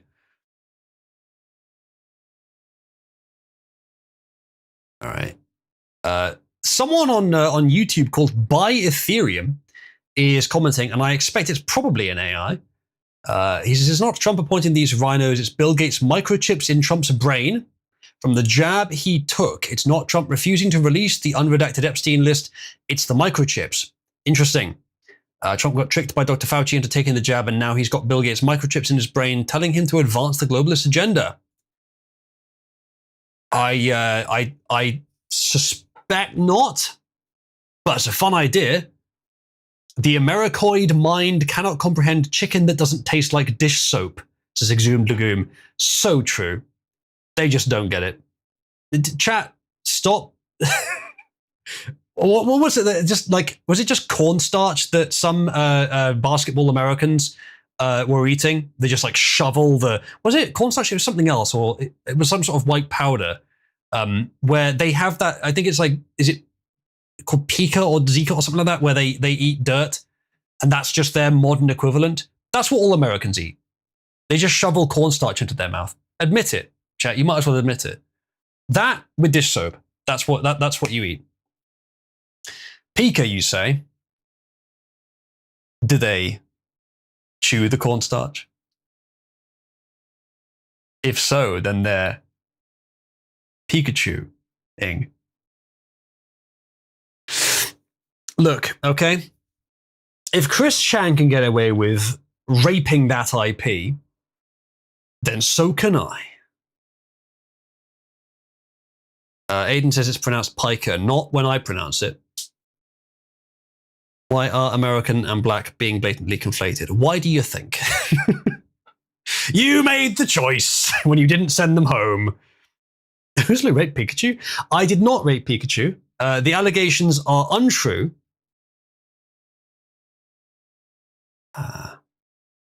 You so did, Ghost. Yes, you yourself. Well, I mean, Ghost, let's list the times that you have ascribed collective responsibility onto any group I'm part of. You brought them here. No, Dekra, as far as I'm aware, I'm pretty sure it was a different group that did that. Currently shoveling loaded taco-flavored Doritos into my face, says Scarab. Damn, I wish I could be eating right now. Can anyone help me with that? Yeah, I would also expect Spirit to rape Pikachu, it's true. Has Nintendo ever tried to sue Christian? I'm not aware that they have, no. Probably not. They probably would just, like, just the association, even if they're enemies, would be so unpleasant that they wouldn't want it, or they just don't care. Like, I was wondering, actually, how do big Twitch streamers get away with, because big Twitch streamers, even the ones I like to watch, they just fucking steal, quote unquote, license music. Like Nintendo music a lot of the time as well. They just use it without permission, without royalties, nothing. And Nintendo's, given how fucking litigious they are, I'm surprised. They went after like child's drawings as far as I know. There was some more to that story, I don't know, but it's pretty fucking bad. And they won't go after these big streamers, I guess because they have to go to Amazon, which is a big company. But then I'm surprised they haven't, because Amazon just allows it, blanket. They've never done anything about it as far as I'm aware. And it's weird, because it's kind of disappointing, because I'm not necessarily saying the rest of us couldn't get away with that. I think most people probably could, but you shouldn't. It's not right, in my opinion. Like from a massive company, it's not as bad, but still, like there's royalty-free music for a reason, and people just use it anyway. But whatever. I guess I don't really care.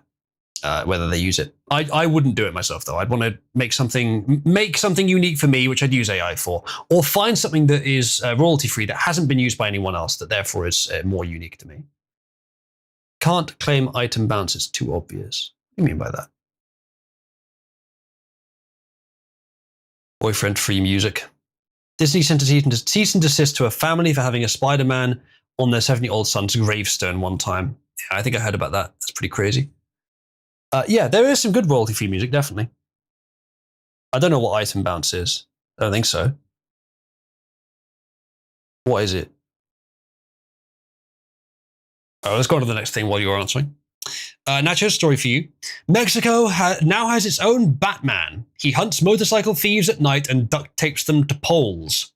In Lagos de Moreno, Jalisco state, 5 men have already been found tied to lampposts. Some had their mouths taped, showed signs of beating, and stolen motorcycles were left next to them. Locals have dubbed the vigilante the Mexican Batman. Police said that at this time, the tied men are being treated as victims rather than criminals. Well, legally speaking, they're technically both, but I would say that they are criminals first. Now, this is... we talk about vigilanteism a bit. We watched that Citizen Vigilante movie, which, by the way, was all right. I got a lot to say about it, but I won't do it right now. I think I talked about it on other stream with you and I, Aiden, actually. But this, right, this kind of vigilanteism is much more acceptable because he's not killing anyone. Now, I'm not necessarily saying that you shouldn't kill criminals. There is arguably a time and a place for that. I have opinions on that, but it's a different conversation.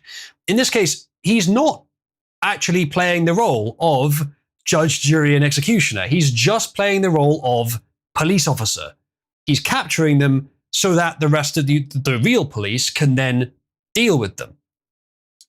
Now, unfortunately, and you probably should know this, the police can't necessarily confirm that these people are motorbike thieves. You've got the implication there, you've got the fact that there's a motorbike next to them, and you've got them tied up. That doesn't necessarily mean that even if the vigilante is has said it, unless there's footage, you can't really assume it. Because otherwise you give the vigilante the power to get anyone arrested that he wants. If you start trusting him too much, you can get anyone arrested, and then some copycat, all they have to do is beat someone up, tie them to a lamppost, and they get put away for bike theft, for motorbike theft. So you can't necessarily trust a vigilante. So what the vigilante's doing here is, on the one hand, respectable, because he can keep being a vigilante. He's doing this, right? It'll bother people that are committing crimes, and that's really the only benefit this could have. But he's not killing them, so he's not necessarily going to be pursued by the police, though he probably will be anyway, but not as harshly. But it's also, because it's a lighter touch and because it's therefore not as ethically questionable, he's not having much of an effect. The only effect he's having is the deterrent effect of these people being beaten, tied to lampposts, and displayed for all to laugh at and mock and ridicule. But then they'll probably get off scot-free for the theft. So all you've done is turned a potentially successful theft into a really bad night for them, but they're not getting prison time, and that's only if they're caught by you anyway. So it's hard to say here, because if you go further with the vigilanteism, then you start to get into the territory where vigilanteism is a problem. And if you don't, it doesn't really have much of a deterrent effect. Now, maybe if it's a small area, maybe this is enough. Because maybe this guy's like ex-military and like none of these thieves will ever beat him in a fight. Maybe it's enough to just a deterrent effect to make it reduce. But even then, the effect won't be that strong. And the police probably will pursue him as well. Because as far as they know, he's just beating up random people and then leaving them with bikes. So yeah, I don't know. I have to say, I cannot help but support it, to be honest, because the reason vigilantism happens almost always is because the actual law enforcement aren't doing their job. And so if vigilantism is happening, it means that the citizens, at least enough of them, probably, are more moral, more ethically active, and willing to do what's needed justice-wise than the police are. And that's not a good situation. That's a situation that needs like urgent institutional change. So vigilantism as a signal is very useful. Vigilantism as a response to crime is iffy, it is risky, and not that effective. But as a signal, it's very useful. And this is a signal. Now, it's not surprising that Mexico doesn't have proper law enforcement. That is not surprising at all. But this maybe is. It is good that like someone's standing up and saying they're not doing it. I will. Even if the way he's doing it is ill-advised, and even if other parts of this are a bad idea, it's still someone essentially saying the institution needs to change. Because if the police were doing this, he wouldn't be.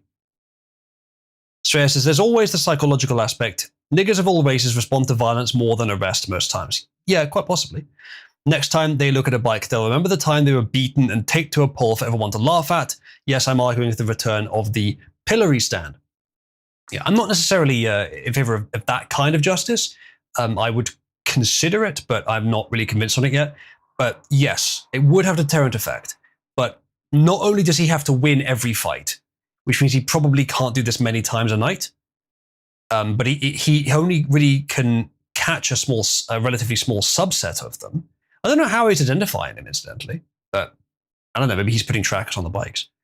He can only catch a relatively small subset of them. Those he does capture may not offend again. The deterrent effect may be strong enough to prevent it from happening again. But you're comparing it to prison, I assume. And the question is, would they even be imprisoned if he wasn't doing this? Would the police actually do anything about it? Probably not. In that case, he is having a greater effect than the police are. So what can we say? Even if the police don't do anything about it, even if they can't arrest them or hold them or charge them because there's no evidence, even if they can't do that, the effect he's having may be greater. And if that's the case, which I think it is, and as I said earlier, the ethical position of leaving them alive is quite admirable. It's probably going to make him quite popular, actually. I would guess, actually, now that I'm thinking about it, it probably isn't an individual, probably at least two people. Because you can see there, top left image, those two have been beaten up. Now, one individual could easily do that, but it's a bit less likely. Because one might escape. You'd think, I mean, they're thieves. They're not violent criminals. So you probably assume that there's more than one person involved in this. Maybe, and here's my theory. This is a little disappointing, but I think this is fairly likely, actually. Maybe this is just a rival gang. Maybe it's a gang. Well, then they would kill them, but maybe they're literally posing as vigilantes. I don't know why, but I imagine that a reason could be conceived why they would be doing this. That this is just one gang trying to stop a different gang of bike thieves. And that the authorities haven't identified that yet. Or maybe they have, but this poster hasn't.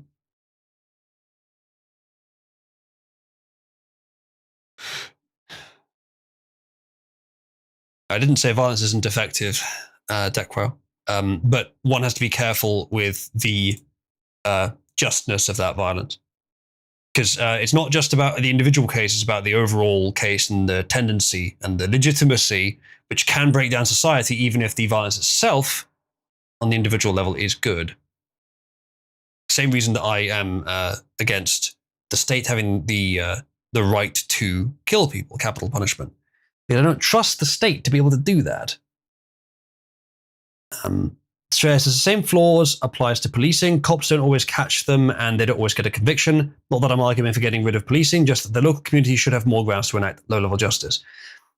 Yeah, I think, see, the ideal is the police work, that they're functional. And anything less, like then that's the standard they operate at. And it is hypocritical for the police to be actually very substandard, but then act like everyone should be trusting them to be perfect. Because that's what happened. That's what you're doing when you're punishing vigilantism. You're saying, no, the way we're doing things is fine. Therefore, you're just interfering and making things worse. That's essentially what they're saying. And it's clearly not fine. Because if vigilantism can happen, then something's wrong.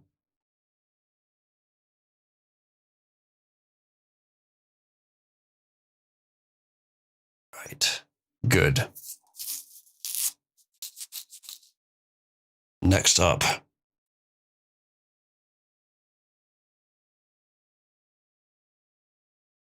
Come on, Twitter. No, let's go to this one then. I'm just glad you're talking to me. You know, I mean, I say it every time, and the Republicans come here, they take their beating like a man. It's the people I vote for. They're the ones who won't talk to me. That's odd, isn't it? It is very odd. I mean, and I Well, promise. like this new woman who was elected in New York. Do you think she'll come on the show? Oh, I know you want. No, I can't get AOC. I can't get Mandami. Couldn't get Kamala Harris. You know, took me 8 years to get Obama. Anyway, let's not talk about my problems.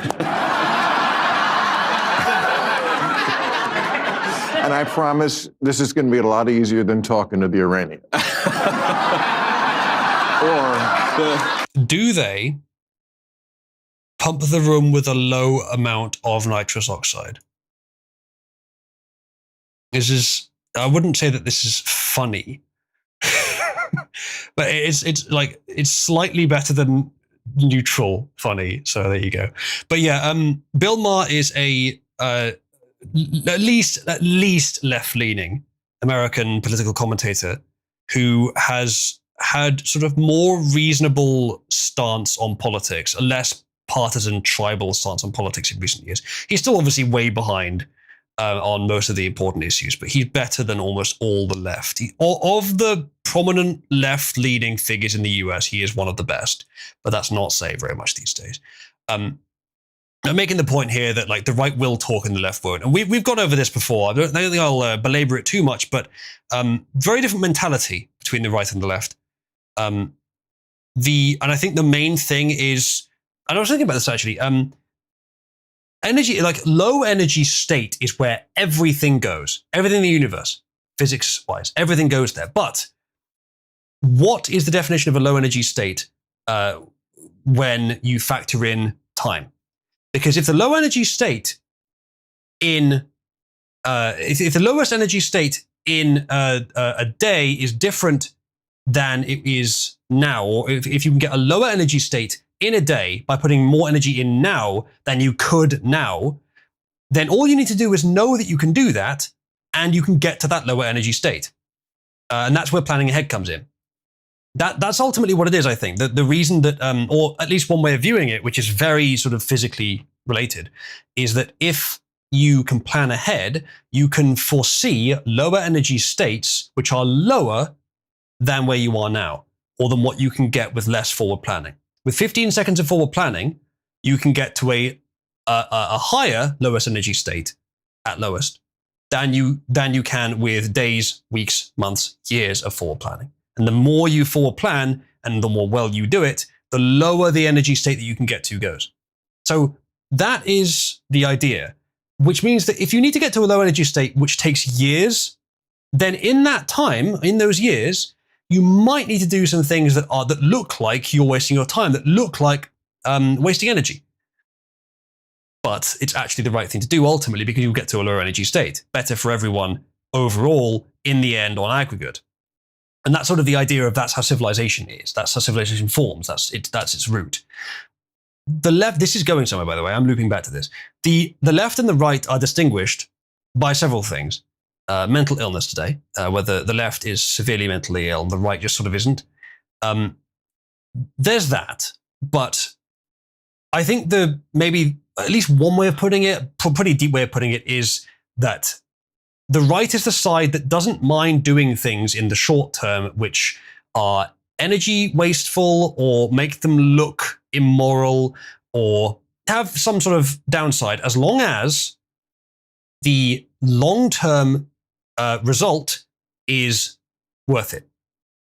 The left, on the other hand, only really cares about the short term in terms of optics or in terms of lowest energy state in the short term. They don't really have the intelligence or the foresight or the testosterone, let's be honest, to think much beyond that. And so testosterone is probably a pretty strong correlate for left versus right. I think it is. In which case, you would expect regulation and forward planning to correlate more with the right and the sort of strength to stand by your principles rather than just doing what makes you look good and doing what is socially acceptable to be of the right. But the left, therefore, you'd expect to clump more with mental illnesses and especially non-masculine mental illnesses. To be a lot of autists on the right, but then also some on the left, because that doesn't correlate exactly with with autism at the time. I think it correlates with autism in the womb or something. But either way, that's the correlate, and that's why you'll get right-wingers who are willing to talk, because ultimately what they're doing requires them to have actual principles, to do the thing that might not be as smart to let themselves be ridiculed by a leftist audience, but which ultimately is better for the world. They're also less mentally ill because they have testosterone. They're more willing to go out and defend their positions in front of people that are adversarial. Ultimately, this is not necessarily true all the time, but it is true now that the left wing is a collection of just unacceptable mentally ill rejects who have failed to be real men or virtuous women, and the right is not. And if the left disagrees, that is because they cannot perceive that the actual goal of the right is not to be mean or to waste energy or any of this shit. It's to do the things that produce the best society on aggregate, just not necessarily right this instant, but on aggregate. What they're doing might look mean, but it's actually kinder to more people overall. It's because they can forward plan. It's because the left is not thinking forward. They're just thinking immediate. It is the 15-second North American pavement ape reflected as a political outlook. So if it sounds good, the left will like it. If it is good, even if it doesn't sound good, the right will like it. And that, again, it's not always been that way. Which side is virtuous, which side is doing thinking, does oscillate a bit. But I think there's a tendency towards this being the case, though it's a pretty extreme case right now. Nachos has shown a selection of the Supreme Court justices with ideology listed. So, progressive DEI hire, uniparty coward, badass motherfucker, Justice Thomas, that's true. Conservative, uniparty, conservative until he isn't. Conservative, leering centre graduate, magna cum tarded, and then progressive liberal. Yeah. Yellow for Barrett, yeah. Yeah, that sounds about right. Scarab says, I don't understand the point of going on with Ma. His audience is never going to vote to the right. This is the problem. The right tries to pander to the left by claiming to be moderate, and it only screws the right over because they aren't going to come this way. I get what you're saying, and maybe it isn't worth it. Genuinely, maybe it isn't. I'm not sure. But I could see the argument that it's the kind of thing which you're never going to convince the people in the audience to vote for you. But many people watch this show, and many of them are not like dramatic tribalists. They will be somewhere in the middle. The number of people, if JD Vance does a good interview here, forget the audience present for the show, and forget maybe 75% of the audience at home as well, but the remaining 25% could push the needle on that. And over time, if enough people act well in that way, if enough people care about pushing the needle on those who could be convinced, they will actually be convinced. And that is how the Republican side wins, ultimately. It's not the same as the left. The left uses like dirty tricks constantly. And the right doesn't use that strategy, and I don't think they should. I don't think it's suited to the right. The right uses a strategy of slow and steady and principled. And that's infuriating sometimes, but I would rather be on the side that does things like truthfully and properly than to be on the side that cheats all the time and maybe gets a little bit more out of it. But I'm not sure they even would, because the kind of voters that would vote right-wing wouldn't vote for a party that's constantly cheating their way into victory. Now, you could argue that there's a point between cheating and just like ponderously plodding along, strategic thinking, and that's true. And the Republicans probably could do with more of that. But don't start saying that they should play dirty. There's a point between the two where they should take advantage of things where it's correct too. But if you have to choose one or the other, which people tend psychologically towards the polls on this one, then I'm kind of glad to be on the side that generally acts well and properly and principled. I think this is what I mean about you may think, and in the short term and in the short, small scope, that what he's doing here won't have an effect. But if lots of people do this over enough time and it's a consistent sort of pattern, then gradually it actually does have an effect. It does improve things. I suspect that's true anyway. It's the reason principles exist. They don't always look like they make sense for the situation, and sometimes they should be overridden if it's urgent enough. But if it's accessible to do so, and everyone does it, society gets better if everyone follows principles most of the time. Even if in the moment that you're doing it, it doesn't make your situation better or you can't notice how it makes things better, on aggregate, it does make society better. And that's why when society is healthy enough, principles are vital to keep and uphold. And when it's unhealthy, it's usually because those principles got eroded. That's certainly the truth today. All right, next thing. The European Commission literally shut off air conditioning, but only for floors 1 to 7, where people of lower rank work. Now, you might expect me to have some mitigation, some steel manning for this, but as far as I can tell, there isn't one. The European Commission's headquarters was forced to shut down its air conditioning system on Friday due to the heat wave. So again, that doesn't make sense. It wouldn't be due to the heat wave. The heat wave would be why you'd have it on in the first place. Shutting it down would be due to electricity costs, sure, but then that's not what it says here, and surely they wouldn't bother, but they did. Staff working at the Berlaymont building received a text at midday reading, "Burl urgent due to extreme weather conditions, forced shutdown of air cooling system from floor 1 to 7 for the rest of the day." The 13-story building is home to Commission President Ursula von der Leyen, her 26 commissioners and about 3,000 staff. Von der Leyen works on the 13th floor, and most of her commissioners' offices are housed on floors 8 or above. Yeah. This just looks like aristocracy to me. I don't know, there might be a mitigation I'm missing, but it don't look good. It doesn't look good. An important update. That's mean, Ghost. I'm not sure that's true, but I'm willing to be convinced. Okay. Yeah. So von der Leyen as a Eurocrat is just evil.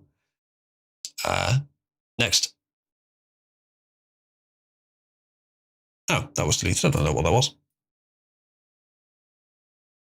Okay, turns out the KKK burning cross found in Chicago was made by a socialist gay Asian. I would say every time, but I'm not sure it's been a socialist gay Asian before. That might be the first time for that specific one, but hey, every time it's not an actual white racist. Almost ever, actually, even though it's often claimed to be. I don't want to wait until he may or may not get impeached. I want him gone right now. On that video, are you threatening him? No. You say that you think that he should be brought to an end. I said he deserves to stand trial to the American people. Some paraphrase, I guess. But I think you use the word end. That's what I mean by end. I mean, by end, I don't mean like a civil war, if that is the imagery that you're trying to imagine. Lou says he built this cross after carrying wooden slats from his near West Side apartment to Grant Park last Tuesday afternoon. He showed the red ball cap that he put on the top beam and used lighter fluid and toilet paper to get it all going. I put a red hat to signify the MAGA hat, the Make America Great Again hat. So that was, yeah, that's what I tied on top. But that's not visible in the... Chat, how certain are you that this is a Chinese spy? To be clear, I wouldn't say 100. But not 0 either.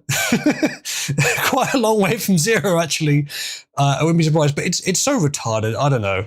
I don't know if the CCP would actually ask them to do this, but maybe.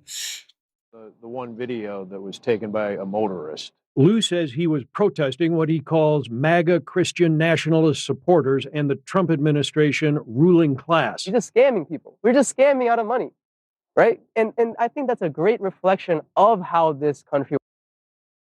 I mean, scamming out of money is a weird position to take on Trump.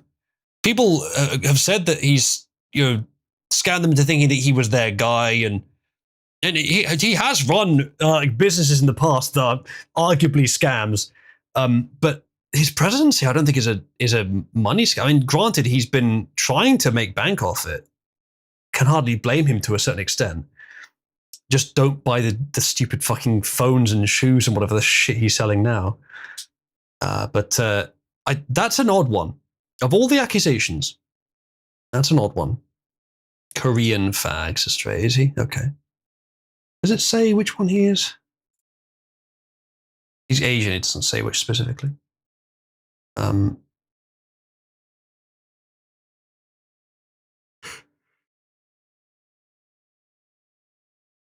Yeah. Did the left-wing activists and politicians immediately jump on this? They did. I don't think I saw it though. Yes, they would. You don't know the CCP. Do you mean yes, they would use a Korean, or yes, they would do this in general? It's true. I don't know the CCP that well. Maybe you do better. I don't know. In general, yeah. No, I would guess that it's a distinct possibility. I wouldn't say 0, but I wouldn't say 100 either. It could be a homegrown retard. You have a resident Asian that can identify them by their eyes. I don't know if we do. Anyone in chat Asian? Aiden, you have good relations with the slants. Guys are identified as Asian. Well, let's take that to the bank then. Exactly, Aiden. Exactly. All right, next thing. We're nearly out of memes, chat. We can move on to news. A British billionaire is spending £175 million restoring a 16th century Wiltshire mansion. 200 rooms, 80,000 square feet, and over 200 separate planning applications. Hundreds of specialist tradespeople on original stonework and plasterwork. It took nearly a decade of work, but he is almost done. Some people just decide to build, it says. So there's the mansion. That's quite broken, isn't it? And that's from inside. Big fucking project. But I gotta respect it. I only really had this open to say, like, as far as I can tell, I just respect the effort, and that's pretty fucking cool. But I do wonder if it cost you £175 million to restore this. You probably could have had a new modern one built for a lot less than that. Why would anyone bother restoring an existing one? I mean, he must have a lot of money to spend that much on something just for the, quote, authenticity. Now, the other answer, I suppose, is that land is limited, so that there aren't many places where you could build a new one. I guess that's true. But then still, surely it would cost a lot less than this. But Nachos, I agree, worth preserving, yes. Anything that's lasted this long, even if it's a bit fallen apart, has stood the test of time and is worth them preserving. There's many arguments for that. I'm not saying it's wrong to do this. I'm saying actually it's right to do this. But just money-wise, I'm not sure if this is anywhere near cost-efficient. People appreciate history, sure, but to this extent, that's a lot of money. For 175 million, that's cash he spent on it. That's not his net worth. He must be worth over $1 billion, which is not that common. Well, I don't know he is, but for 175 million in cash, he's likely to be a billionaire. No, it says billionaire. Sorry, it did say that. So yeah, that's not that common. So it's crazy. I wonder just how much of that price is red tape and how much is actual construction. For 175 million pounds, I would expect an evil lair. He does look a bit like a Bond villain.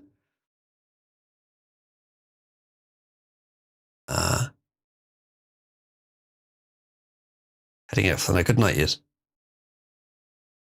Yeah. Yeah, no, I agree. It's important to restore old buildings, but it's just incredibly expensive. I do wonder just how much of it is. Billionaire hedge fund managers, whose 175 million mansion project? What does that say? I don't know. Let's open it. Thank you for finding that, bud. Rolls on. Okay, so no real update, but just it continues. Rumbles on as more planning submissions are being made to the council. Hedge fund manager Chris Rook, and like, there's probably a lot of red tape, but then the red tape that there is probably just the council is supposed to make sure that you're not destroying the historicity and the authenticity of the building, that you're maintaining it, which is fine. But then I do wonder just how much it costs to all the bureaucracy for this. Hedge fund manager, one of the UK's wealthiest people, yeah, I thought so, is currently carrying out a huge transformation project at his Wiltshire mansion at Tottenham House near Marlborough. The project has been ongoing for some time. Well, did it say what it was called here? It didn't say it, no, so I guess it is that. Permission, etc., countries continued in earnest. According to the public authorities planning portal, at present there are at least 6 active applications for a partial discharge of conditions relating to the plans for the renovation of the whole site. These filings include technical petitions to change the proposal for the brickwork, finish on an internal wall in the old stables in order to replace bricks that have been chipped to match other bricks, and for a change in a condition relating to new doors in the stables due to the performance compliance. Now, that kind of thing, that kind of anal specificity, that's got to cost lawyers, that's got to cost money. And I just wonder how much of the construction is red tape. Plenty of rich fuckers do genuine things with their money, just doesn't generate headlines often. Multiple species that went extinct in the wild were saved thanks to private zoos, and numerous historical artifacts escaped destruction through private collectors who specifically preserve stuff instead of selling. But rich people doing good is haram to report on often. Fair enough. The highest grade of protected buildings, says Pug. That's not surprising. Di's one interaction with the server for the week is her posting an angry cat gif. Better than building a glass eyesore. Hey, I'm not saying it's a bad thing. I'm actually just sort of lamenting how much it costs. Grade 1 building, yeah. The you and Nachos having a you're retarded off. I appreciate the fact that Dai was still administrating the Oozaloo's channel recently, blocking or removing something from there from someone who posted penis. All right, good. Well, it's a good project. It's good that he's doing that. It's a big job though, and I hope it goes well. Hello, Tanuki. Who's Whiskey Rizza? All right. We as a community, it says, can flag every woke game on Steam with the LGBTQ tag so they won't show up in China, effectively making them lose potential sales. Investors and publishers won't like this, especially games with body type A and B bullshit. So apparently, Steam has blocked the LGBTQ tag in the China region. If you search for LGBTQ+ on Steam while using a Chinese account or accessing Steam from mainland China, you'll see this message. The content on this page has been flagged as inappropriate due to a violation of local laws and regulations and is therefore unavailable from your current location. Of course, you can still find the games you're looking for, but the LGBTQ+ tag is blocked. It's a fun idea. So yeah. If you see a game with some bullshit, tag it like this and it'll lose sales in China. It's a fun idea. Risky Wizard, okay. Oh, Whiskey Rizza? Okay, I guess that's one way of putting it. I mean, I can't blame you. It's the same shit I do with Stargate to Stigglegizzer, so fair enough. Norway have beaten the Ivory Coast 2-1. Surprising given the rate of blacks in both countries.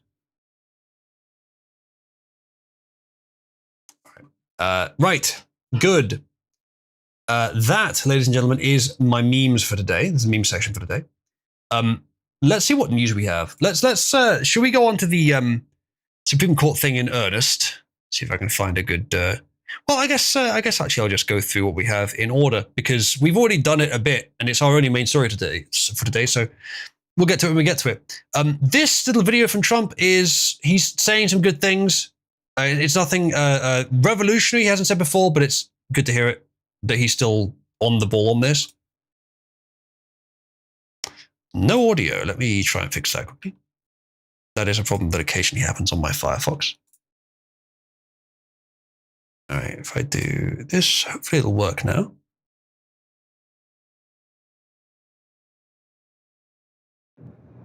Which is barely a country. You know, they have no anything. They just run around killing each other. There's no structure. And when I see somebody like Ilhan Omar, who I don't know at all, but I always watch her for years. I've watched her complain about our Constitution, how she's being treated badly. Our Constitution, the United States of America, is a bad place. It hates everybody, hates Jewish people, hates everybody. And I think she's an incompetent person. She's a real terrible person.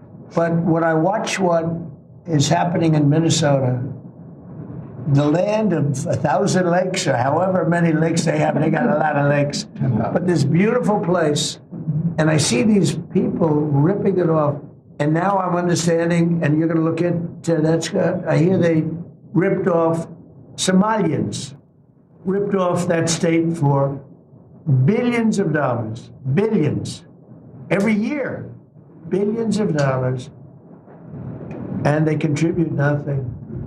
The welfare is like 88%. They contribute nothing.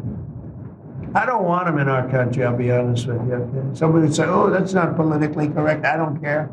I don't want them in our country. Their country is no good for a reason. Their country stinks, and we don't want them in our country. I could say that about other countries, too. I can say it about other countries, too. We don't want them to hell. We have to rebuild our country. You know, our country's at a tipping point. We could go bad. We're at a tipping point. True. It's the kind of thing that Trump should be saying and acting upon more. We did look into it a little while ago, and we found that the deportation numbers so far are actually not too bad. They're roughly what we'd expect, but they're still not enough that he can solve the problem within his term, which is not necessarily what we expected. It's not to expect, but it's still not enough yet. But yeah, it's at least good that he is still saying it. He probably does. I think he does actually care about it as well. It's not just lip service. Thanks, Ghost. Yeah, nobody wants them indeed. So yeah, that was just Trump on that. Maybe stronger than what he said before on Somalians specifically. I'm not sure, but good. Anyway, next thing. Okay. Yes. So this account alleges the Supreme Court does not have a definition of a woman. Justice Sam Alito asks ACLU lawyer, what does a man and a woman, and they don't have a definition? Oh, never mind. I guess it's the ACLU that doesn't. Alito says, what does it mean to be a man or a woman? ACLU says, we don't have a definition for the court. Alito says, how can a court determine whether there's discrimination on the basis of sex without knowing what sex means? Yes, Your Honor. If it does that, then is it not necessary for there to be, for equal protection purposes, if that is challenged under the Equal Protection Clause, an understanding of what it means to be a boy or a girl or a man or a woman? Yes, Your Honor. And what is that definition for equal protection purposes? What does it mean to be a boy or a girl or a man or a woman? Sorry, I misunderstood your question. I think that the underlying enactment, whatever it was, the policy, the law, we'd have to have an understanding of how the state or the government was just understanding that term to figure out whether or not someone was excluded. We do not have a definition for the court. And we don't take issue with we're not disputing the definition here. What we're saying is that the way it applies in practice is to exclude birth sex males categorically from women's teams, and that there's a subset of those birth sex males where it doesn't make sense to do so according to the state's own interest. Well, how can a court determine whether there's discrimination on the basis of sex without knowing what sex means for equal protection purposes? I think here we just know that we basically know that that they've identified pursuant to their own statute, Lindsay qualifies as a birth sex male, and she's being excluded categorically from the women's teams as the statute. So we're taking the statute's definitions as we find them, and we don't dispute them.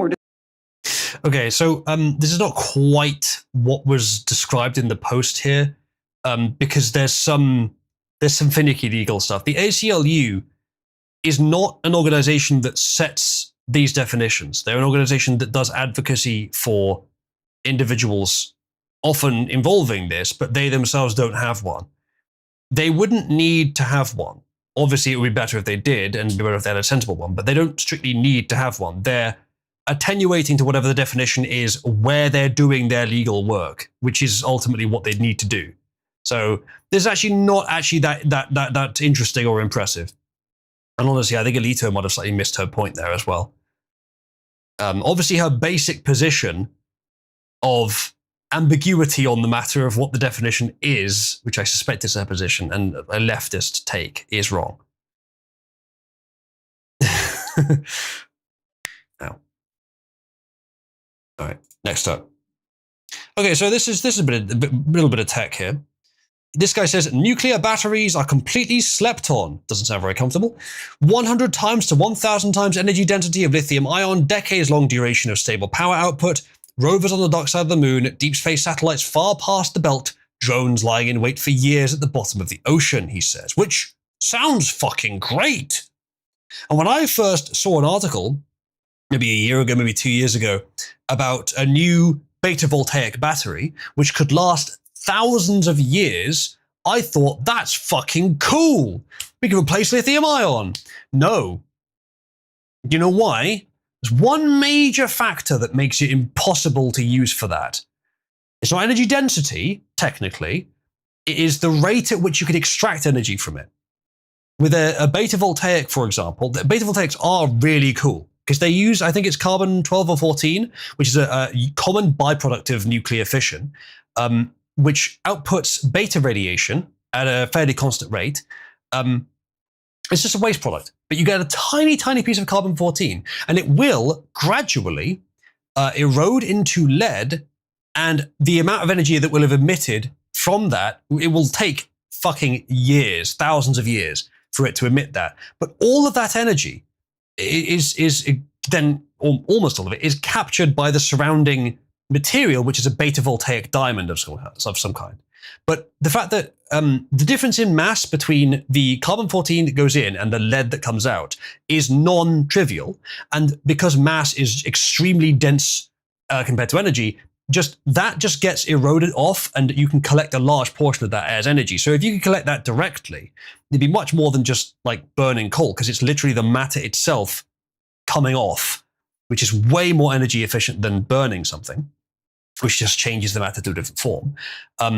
But because of that, it's extremely dense. If you could release all of that at once, it's like the calories in food or coal. It's on the chart, like it's comparable. The calories in uranium for the same amount is like millions and millions and millions of times as much, because it's the raw material sort of decaying. Because of that, if you got it all at once, it would be tons. It would be really useful, but you don't. You get that over thousands of years, and you can't change the rate. So beta voltaic and general nuclear batteries, like what I think what he's talking about here, and if that's not what he's talking about, I'll look into it in more detail. But the sort of nuclear batteries that I'm familiar with are very, very cool for low energy usage applications, like pacemakers, in which I think they're already used. And a few other things as well. We were talking about earlier, could you use them for a calculator, sort of a hand calculator? And yes, you could, but I bet the solar panels they have on them now are better, because the energy usage is so low for those that just the ambient light in the room you're using it in is enough to keep it going. So that's what's done instead. I bet that's cheaper than putting a nuclear battery in it. But it's possible I've misunderstood what he means by nuclear battery, so I will read what's being said here. But if that's what he means, that's the rub, that you can't get the power out of it very quickly.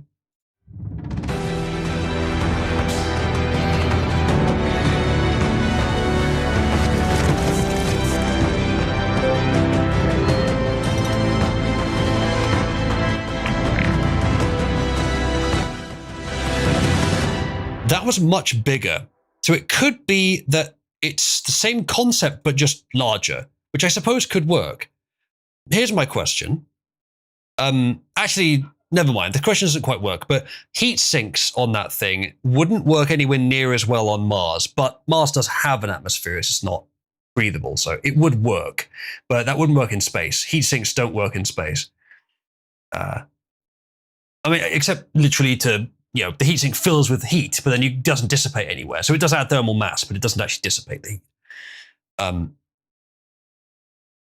So yeah, no. If it's doing something else, or if it is the same concept but just much larger, then that could work. And the thing is, by comparison, if this was a full block of lithium ion, it'd probably be much more effective, but a bit less stable, less good at operating at extreme temperatures, and you may need higher voltages you may need to charge it up more quickly, all this stuff. So it's a bit harder to use. Fine on Earth, but harder to use in space. If all of this is some sort of beta voltaic or other radioactive voltaic system, and not the same kind of nuclear generator that submarines use, which is relatively bigger than this. But if that's what this is, if it's just a big block of some sort of radioactive voltaic material, then I could see it being applicable for space applications where all the machinery is incredibly efficient as is.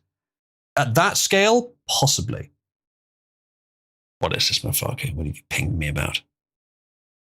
A radioisotope thermoelectric generator, or radioisotope power system, is a type of nuclear battery that uses an array of thermocouples to convert the heat released by a decay of a suitable radioactive material into electricity by the Seebeck effect. This type of generator has no moving parts and is ideal for deployment in remote and harsh environments for extended periods with no risk of wearing out or malfunctioning. See, that sounds good, but I bet the rub is the reason it's not used anywhere else is still the fact that it is not as you can't get power out as fast as you can with lithium ions. Then again, also, you couldn't really commercialize this because it's full of radioactive material.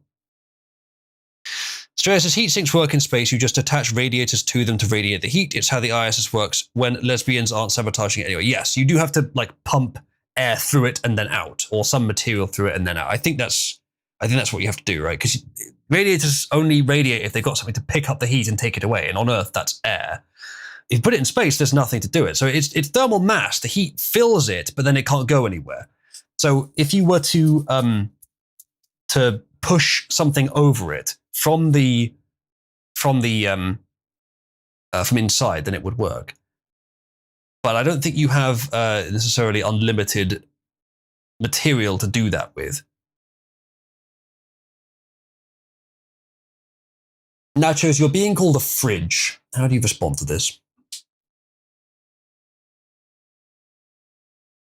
ITG designs have been used for probes that travel too far from the sun. So if we're talking about space, and you've got basically a big nuclear battery like this, then it could indeed work. But I bet it is not as power dense for the time, like power dense as fast. It doesn't have the same voltage or whatever as lithium ion. So it wouldn't be applicable. It wouldn't be very applicable on Earth, but it would be in space. It does, says Mafago. Why Voyager is still going? Well, that wouldn't. The lifespan is what nuclear batteries are good at. Actual using power very quickly, like what a drone on Earth would need, for example, or what an electric vehicle would need on Earth, for example. So that you could do this with that. But if you wanted it if you wanted an electric car to move at about 3 miles an hour for 1,000 years, this is your boy. But if you wanted to move at 60 for an hour, probably need lithium ions. I'm not sure about that, but that's what I've gleaned so far. Michael says heat leaves things in space as infrared radiation. I think that's true, actually. I think I missed that. So it does radiate, but not as much as on Earth with an atmosphere. NASA's next generation RTG is designed to provide over 245 watts electric per unit, more than twice the MMRTG's output, with slower power degradation for long-term missions to Uranus or Neptune. 245 watts electric per unit. I think if this is its mass, if this is similar to that, 245 watts for something that large is not very impressive compared to lithium ion. It's probably like a couple of, one or maybe two orders of magnitude less, I think. Fair enough, Microsoft. Okay, that makes sense. Still, it's impressive, but it's still a lot less. That's cool, though. Yes, exactly, Puck. That's exactly the benefit. It's 245 watts for decades. No moving parts, no refresh, no recharging it. That's really good. Like, that's what it's good for. And it as it turns out, you can get bigger, more powerful ones than I thought. That's good. That's something I've learned. But it is still the same basic physics that you can't get as much out of it for the same mass in the same short time as you can with lithium. Voyager 1. I think it is something similar to this. And of course it lasts. Right, good. Next thing. Microsoft has realized, to some extent, it seems, they've ballsed it up.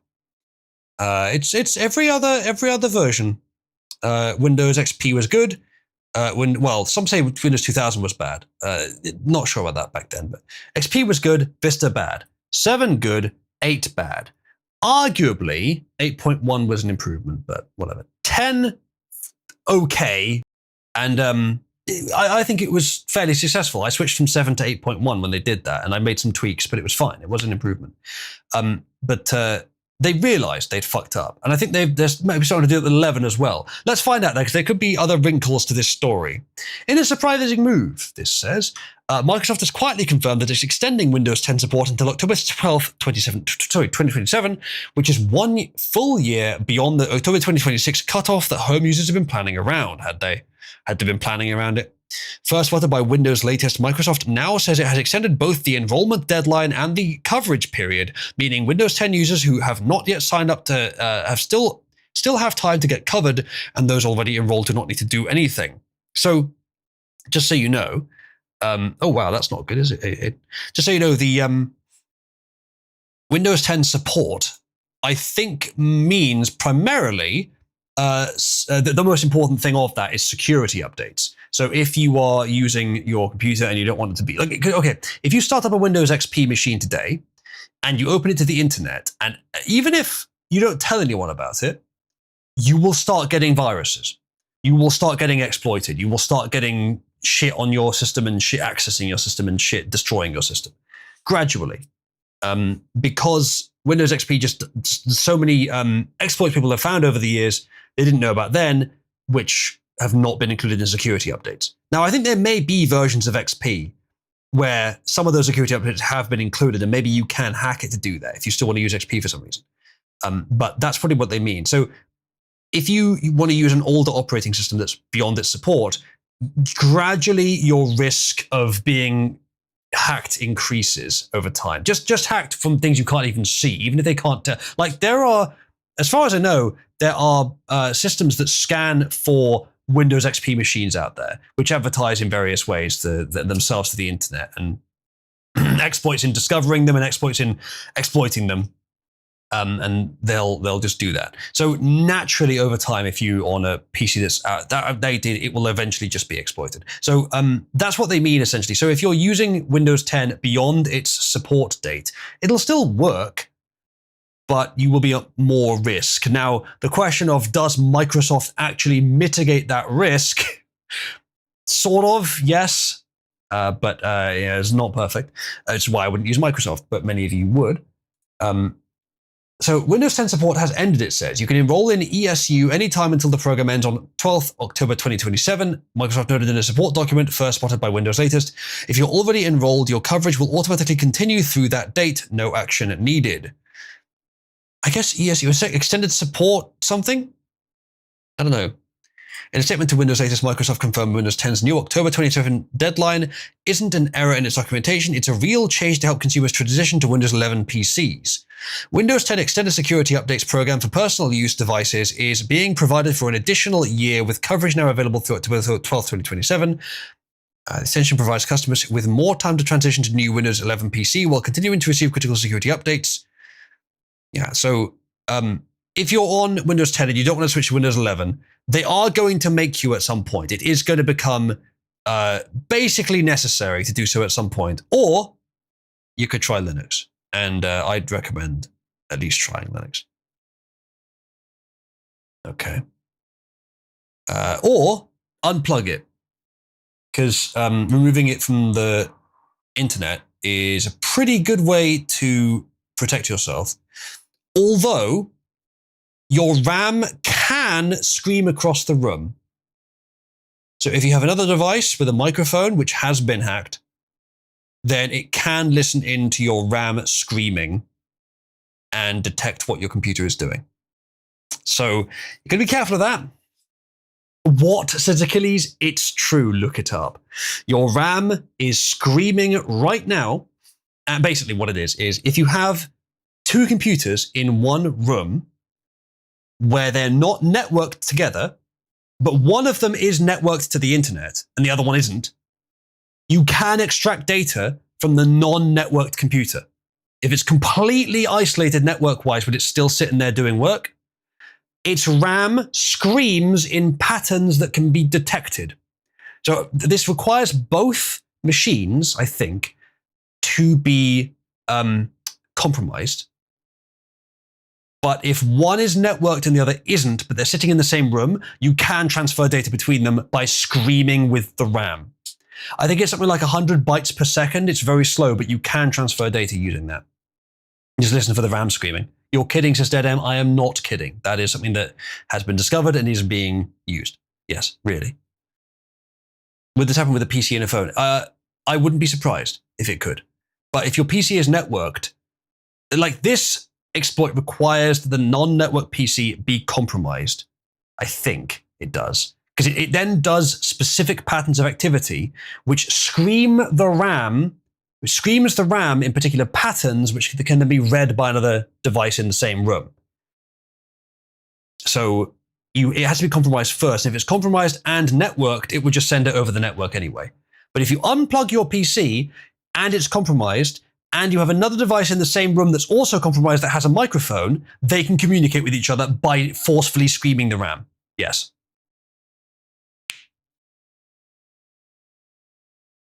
There are other strange things as well. Your TV, if you have one, especially a more recent one, and your phone communicate also by screaming. Your TV regularly screams, and any phone that receives it can scream back. I say scream, I keep saying that because it's applicable to the RAM and the TV for a different reason. The TV is actually sending out ultrasonic frequency communications at higher frequencies than human ears can hear. The RAM screaming is a bit more nuanced, I think. I can't remember it. It might be ultrasonic, but it's very quiet anyway. So it's screaming very quietly, but it's the loudest RAM can scream. Technically, you can spoof fake screaming. You could, if you wanted to. You're not helping my paranoia, says Dead M. There's way more than that as well. Your devices are constantly trying to identify you, whether you ask them to or let them or not. You could just not use a shit case with fancy ass lights and a window and use a metal box like a normal person. I do have a metal box with like padding on the inside to reduce noise. So maybe the RAM screaming wouldn't get through if there was another PC in here and they were both compromised. But honestly, it's not a big concern, the screaming, because if it's compromised and it's plugged into the wall, then the screaming doesn't matter. It's only really applicable if both are compromised and one is not networked. Phones do it constantly, yeah, they do. Well, that's what I've heard. I haven't confirmed that. Leaking secrets from air-gapped computers by spelling covert radio signals from computer RAM. Rambo. Yeah, it's real. Pug says air-gapped systems are physically separated from external networks, including the internet. The isolation is achieved by keeping the air-gapped computers disconnected from wired or wireless networks, preventing direct or remote communications with other devices or networks. Air-gap measures may be used in sensitive environments where security and isolation are critical to prevent private and confidential information leakage. In this paper, we present an attack allowing adversaries to leak information from air-gapped computers. We show that malware on a compromised computer can generate radio signals from memory buses, RAM, using software-generated radio signals. Malware can encode sensitive information such as files, images, key logging, biometric information, and encryption keys with software-defined radio SDR hardware and a simple off-the-shelf antenna. An attacker can intercept transmitted raw radio signals from a distance. The signals can then be decoded and translated back into binary information. We discussed the design and implementation and present related work and evaluation results. The paper presents fast modification methods to leak data from air-gapped computers at 1,000 bits per second. Finally, we propose countermeasures to mitigate this out-of-band air-gap threat. So it is almost precisely exactly what I described. That just doesn't have a PC, that's true. Yes, so if you have air-gapped computers in a room, both are compromised, then the non-networked one can scream its RAM in such a way that can be decoded by the other PC in the same room at 1 kilobyte per second. That works, exists, has been done, is proven. So yeah, have fun with that, chat. If you unplug your PC thinking it'll be safe, watch out for screaming. Next up. That didn't work. Okay, next up. Breaking: David Steiner, the US Postmaster General, has informed Congress that USPS will not deliver mail-in ballots to states that refuse to comply with Trump's executive order, which ensures that people receiving mail-in ballots are US citizens. Good.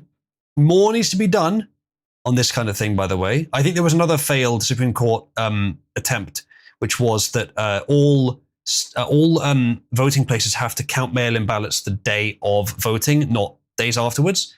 But it was struck down, and the Supreme Court ruled that as long as it's postmarked from before election day, then it's allowed, which is a bad idea. As much as if the system is functioning properly, and that happens, it's okay. It makes it much easier to rig if you just mark it as from before. Now, there's other methods to try and verify that, but as we saw during 2020, there's ways around them. The signature verification was turned down to its lower setting, and the ballots were just a single line stroke on the signature box, and there were potentially thousands of these ballots. Because you know what they do is they have you enter on the machine, then they have a sort of a separate verification of the physical ballot. And they've got to sort of like keep them in order with each other and track them. But who is tracking that? Well, people who unfortunately are not trustworthy, as we saw in video footage from 2020 with poll workers taking big stacks of ballots and putting them into the machine. They get scanned, they come out again, put them back in the machine again, they get scanned and come out again multiple times. They did this on video when they had to return to the building after telling everyone to go home because of a water main leak, which hadn't occurred. There was apparently a flooding toilet in the building. Who knows how that could have happened?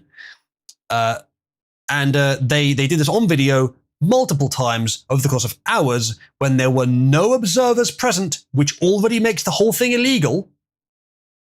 And that, this is the real kicker, that coincided with a huge spike in votes for Biden. That was the strongest piece of evidence for election fraud in the US. It was, I think that was in Georgia, Fulton County, something like that. The biggest county in Georgia. I think that was in Georgia. But it was one of the swing states, one of the purple states anyway.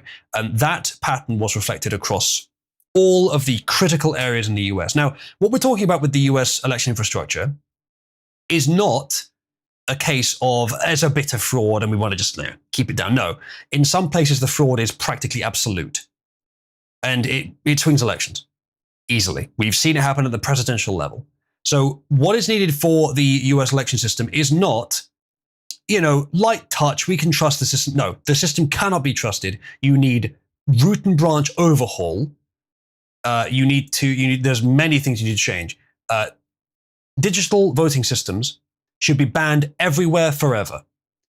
And I'm saying that as a big appreciator of technology, but that is the case. And all of the provisions Republicans have recommended for repairing election integrity in the US need to be adopted, and probably more as well. It is a dire situation. The Democrats have spent, and probably not just the Democrats either, but the Republicans aren't doing it right now. Maybe they have in the past, I don't know. But the Democrats have spent years, decades, building up a series of hacks and cheats to increase their vote counts. If you removed that, if you removed that completely, the Republicans would win for at least a decade, maybe more. The situation, in case you didn't know, many of you were here in 2020 when I went over all this stuff. We spent a long time, probably over 100 hours, reviewing the evidence, and it is overwhelming that the election in 2020 was rigged. And we found out all the methods they were using. I've probably forgotten most of it by this point, but I remember a lot of it. It's overwhelming evidence that the election in 2020 was rigged. And if you see, like, it is so strong, you can use that as the metric for things as well. If someone is saying that it wasn't, you can use that as a metric that either they are uninformed or they haven't looked into the evidence. It is that strong. But yeah, it could happen again as well. I think the only reason they didn't do it in 2024 is that, and I'm not sure actually why, but I think it maybe burned a lot of resources. I don't know if that's true. It may have been quite loud and they thought they probably couldn't get away with it 2 times, because I was told anyway that there were militia actions being suggested around that time, around 2020 when that happened. I think it was pretty close to a boo kicking off actually, but I'm not sure about that. If it happened twice, it would be even closer. Twice in a row especially. It may just be because they would have preferred Trump to Kamala, and that's the Democrats would have preferred Trump to Kamala. But I'm not sure about that either. But yeah, it could happen again. What Trump has attempted to do to resolve the election infrastructure situation in the US is a good start, but it's not enough yet. It's about 15% of the overall work that needs to be done. And even that, some of that's not going to last either. And it needs to be enforced nationwide as well. There's a lot to do. And I'm sorry to say this because I've got nothing inherently against America, but America's election infrastructure is disgraceful. It is probably the worst problem with America right now. Yes, probably worse than the immigration issue. It's third world tier in some places. It needs to be completely overhauled. And I think any American patriot should be agreeing with that, not resisting because it's coming from abroad. But that's my rant on election stuff. A lot more needs to be done. Some is being done, but a lot more needs to be done. Exhumed Lagoon says return to pottery shards. It would be better than their current system, but paper ballots are fine. You don't need pottery shards. But paper ballots are fine. Elections in general is stupid. I disagree with that. As you know, I think it's still the best of a series of bad options. But at least, Seraph, we could agree that that's not likely to change anytime soon. But within that rubric, it needs to work. It needs to be fair. It needs to be proportional. It needs to represent what people actually voted for.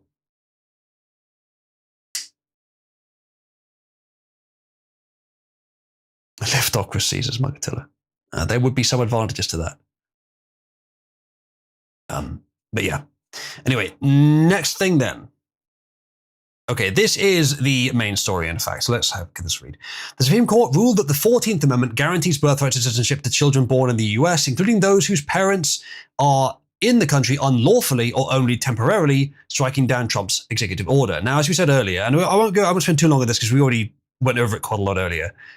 This is just dumb. And I say that not politically. Also politically, like it's dumb in practice. It's not even, you don't even have to have a political position on this. It's retarded to allow this because what it implies is stupid, but it's also not what was intended by this amendment. And in practice, from a like somewhat thoughtful and perspective, not a like dumb literal one, it is not what the Constitution says. Or the amendment, sorry, it's not technically in the Constitution. Or I guess it's not in the original one, but it's in there on paper. But also it's somehow not on paper, but whatever, it doesn't matter. Let's read the thing. So The question presented is whether the how boilerplate is this? Okay. Trump executive order. The order provides for children born in the US, parents are lawfully or temporarily present, are not subject to the jurisdiction of the United States and does not qualify for citizenship, which uses the same language. Several parents filed suit, some in the name of their children, arguing that the executive order violates the 14th Amendment, and the INA District Court agreed, provisionally certified a nationwide class of children be denied citizenship by the order. Children born in the US are lawfully temporarily present subject to jurisdiction. So held children born in the US to parents unlawfully or temporarily present are subject to the jurisdiction of the United States under citizens at birth under the 14th Amendment Citizenship Clause. The clause must be understood in light of its historical context, from the English common law to the widespread condemnation of the court's decision in Drescott versus Sanford. I don't know what that is. But there's much more, but it does seem to be fairly boilerplatey. Chief Justice Roberts delivered the opinion of the court, joined by Justices Sotomayor, Kagan, Barrett, and Jackson. Kavanaugh concurs in part in the judgment and dissents in part. Thomas Alito and Gorsuch dissent. So that's why it was he's in part one or the other. So it depends how you read it. It's either 6-3 or 5-4. Justice Kavanaugh would strike down President Trump's EO under federal statute, but does not believe that it violates the 14th Amendment, making the constitutional holding 5-4, which is, I guess, some bureaucratic reason he would strike it down. But so it depends how you read it. It depends what you mean by the 5-4, one side or the other. Congress cannot now redefine jurisdiction except through a constitutional amendment. So this guy says it's fucking treason. Being an American means absolutely nothing, he says. My family has been here since the 1600s, means absolutely nothing compared to the Somali who birthed a kid after hopping the border. I don't know if the Somalis hopped the border, actually. I think they came to the US legally, but probably temporarily or under inadvisable policy at the very least. Apparently, there's an 1866 congressional document where originator of 14th Amendment said foreigners or aliens do not get birthright citizenship. Everyone save a copy history. I doubt they're deleting history, but they're probably ignoring it, not factoring it in. Amy Coney Barrett voted the wrong way on this. SCOTUS entered America the week of our 250th, he says. Common sense, would you allow a pregnant woman to break into your house and have her baby and even have you arrested or taken away? Even when you have her arrested or taken away, the baby becomes a permanent member of your family, yeah. It would be ridiculous. Okay, that's different. But yes, very silly. There is more on this. Who belong in the home, not government, says Mafaku. Many would agree. So there is more on this. Okay. This one is very relevant. The author of the 14th Amendment says, this will not, of course, include persons born in the US who are foreigners or aliens. The SCOTUS didn't just go against President Trump, they went against the Constitution, apparently. So, where is this? So,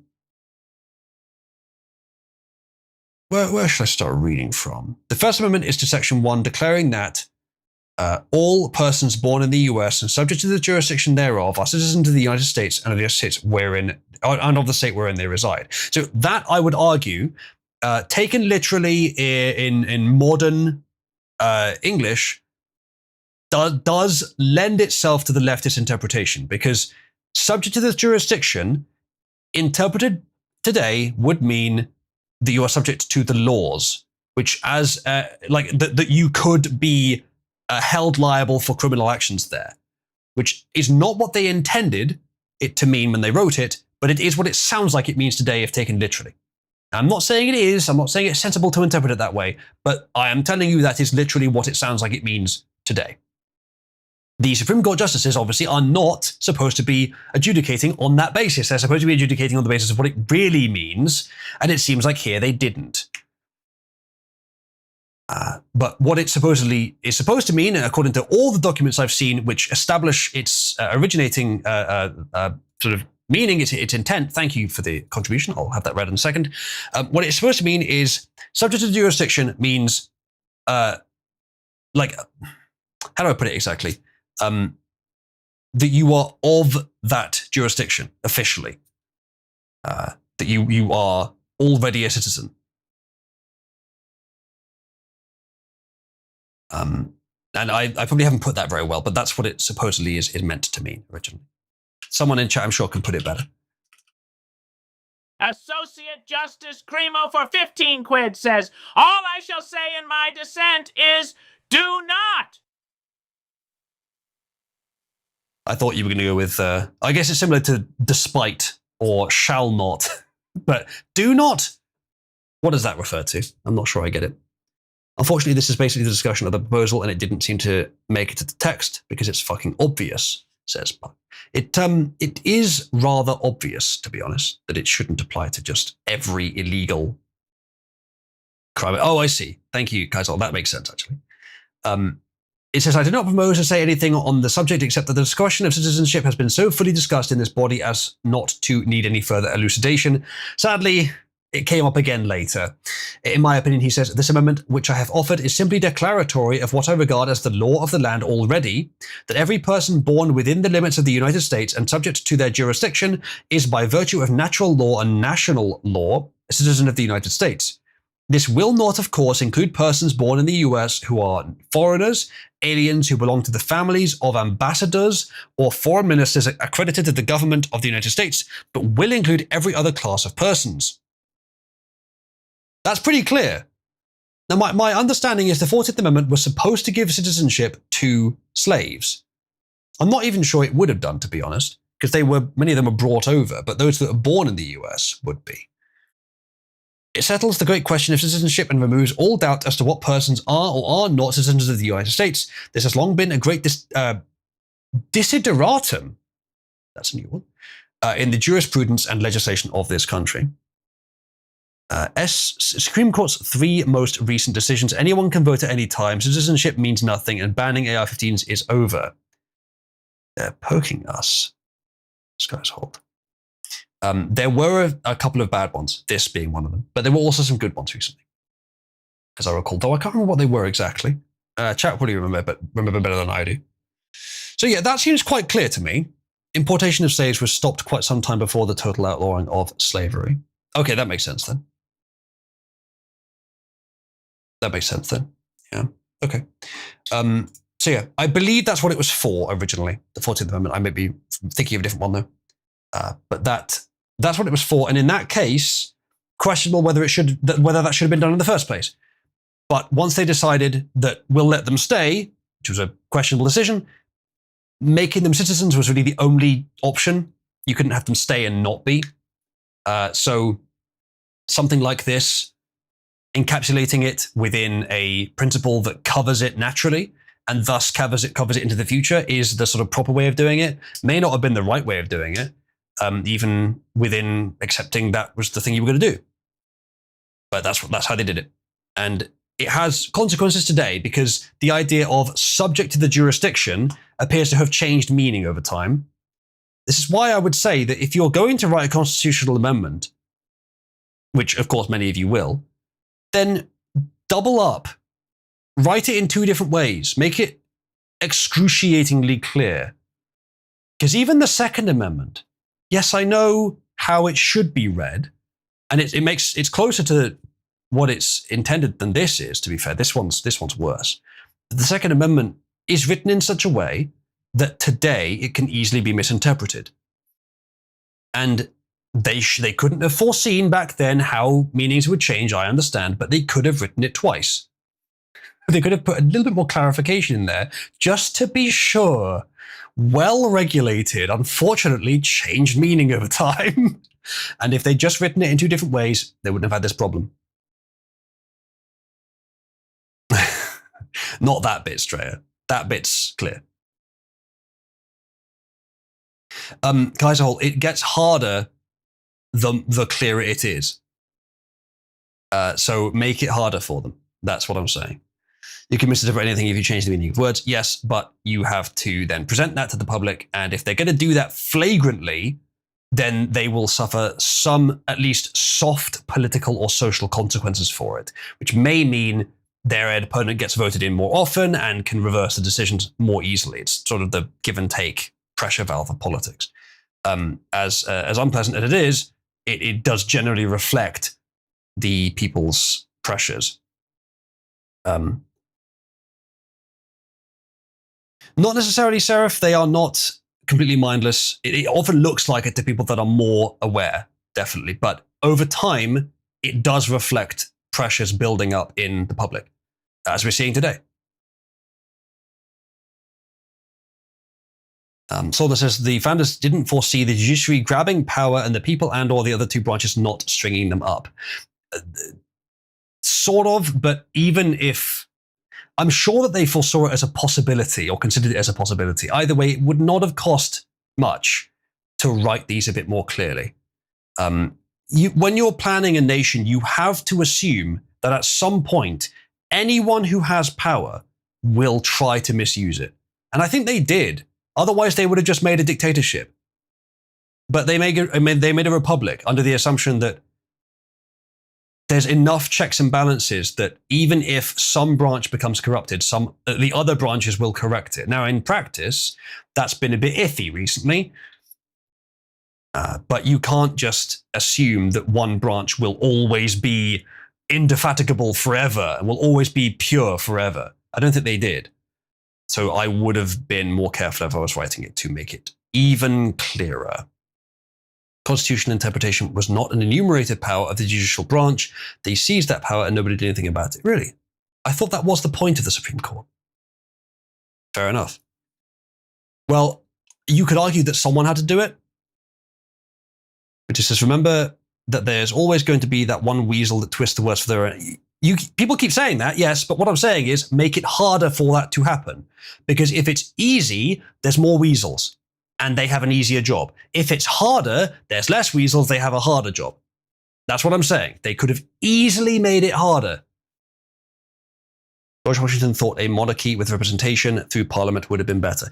I can't remember if he did, but I think there were some founding fathers that did, at least for some of the time, yes. But in the end, they chose a republic. But the original form of the republic did change quite a lot over the first few decades, as they found it wasn't. They didn't seem to find it was working, so they changed some things about it. The original way that the republic worked right away when the US was new, it was quite a bit different. I did look into the details at some point, but I've forgotten them all now. The First Amendment is written better, but even that is basically two amendments in one, which is odd. It's the separation of church and state and free expression. They are related, no doubt, but they're not the same. 5 amendments in one, is it? Do you think it's 5? I don't know. I think it's 2 though. But if it was me, I probably wouldn't have combined them. John Wick says, he says, as a naturalized citizen of the US and a child of Soviet immigrants who came here legally and went through a lot of hardship for it, I'm now being asked to believe that the anchor baby spawn of border hoppers are fucking equal to me. Well, they're probably about as brown. Got 'em. But no, it is retarded. There is no justification for this decision as far as I can tell. Even if the original Constitution Amendment was saying, yeah, if they hop the border, then they can just be citizens, then it should just be by any means removed, because it's retarded. It doesn't make sense for a nation. You cannot have borders either you have to not have borders or you have to have such extremely strict enforcement that anyone who gets through is a risk of permanent breach. Freedom of religion, association, petition the government, speech, and press. I'm not sure that association and petition the government are in there, but they're probably implicit, sure. But the explicit ones are speech and separation of church and state, I think. I might be mistaken. It's been a while, but it's at least 2, which is odd. All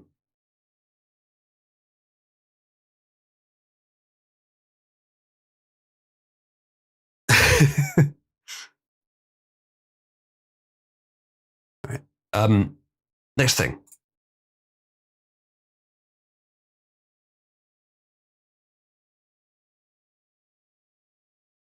I guess I have to accept it's the Supreme Court, so I'll accept. I think it's very bad for our nation. We're the only nation that does it. Now, that's not actually true. Other nations do have birthright citizenship. Classic example of Trump saying something which is incorrect, but in service of a generally truthful pursuit, which is not necessarily, doesn't make it okay, but it's a lot better than the alternative, which is saying something that's technically correct in pursuit of a very evil and and untruthful pursuit, which is what the Democrats do. Except they often also just lie as well. But even when they are telling the truth, which is not often, it is in pursuit of a lie. No other nation does that birthright citizenship. No, not even close. Some did it, they ended it. It's tremendously destructive. It's extremely costly. I don't know, it's up to them. But in terms of for the good of the country, it'd be great if they didn't allow it. It would be great. But I can't tell you. The Slaughter case was the big case today. That was really a big case because it gave strength to presidents and strength to the presidency. A very important case. It's been going on for almost 100 years. Think of that. And this was the ruling that really topped everything by a lot today. Yeah. I guess I have to accept it's the Supreme Court, so I'll accept it. See what's next. It's disappointing, though, for Americans. What's the wrong decision? Okay, so this is a different story. I'm just going through them in order I had them here, chat. The government has announced asylum seekers will soon be forced to pay £10,000 to cover the cost of their accommodation and support. The cost will be means tested and paid monthly, either directly or taken from benefits. Which means that it's still just us paying for it. So what's going to happen here is they are going to owe $10,000. Their benefits will be maybe slightly lower, but ultimately the benefits they're being given are going to be fairly close to the minimum required to survive. I mean, maybe not even fairly close, but it's going to be within the same ballpark of minimum required to survive. So you can't reduce it by much, but they'll reduce it by a little bit. And then as long as they stay in the UK, it might take them 20 years to pay off that much from just benefits, because most of them won't get a job. And then if they are returned, if they're deported, then that 10,000 is just gone. Now, the only actual loss is the amount spent to house them and the amount spent on benefits for them, which is likely not to equal 10,000 if they are being deported, I would guess, but some of them it probably does. Some of them it will, especially if they had access to a house, which could have been sold for that much and now has to be refurbished, or for an apartment that could have been rented for that much if they're there for that long. So is this policy a good thing? Technically, yes. Is it scratching the surface of a colossal problem that needs to be properly solved? Yes. It is technically very slightly a good thing, but barely. It is not the right answer, guys. Asylum is being abused. You do not have to continue letting them abuse it. Unless, of course, you just want to continue kowtowing to the European Court of Human Rights, which I believe is the central reason why we can't just have our own asylum policy, which says it's not just a blanket accept. You don't get to come over here on a dinghy and say, I am being oppressed by my home country. Give me a hotel. You don't get to do that. That's a retarded policy. And if that's the EU's policy, let them have it. We're not in the EU anymore. You all know this. This is dumb. A scratch of the surface in the right direction, but to such a small extent, it's basically an insult.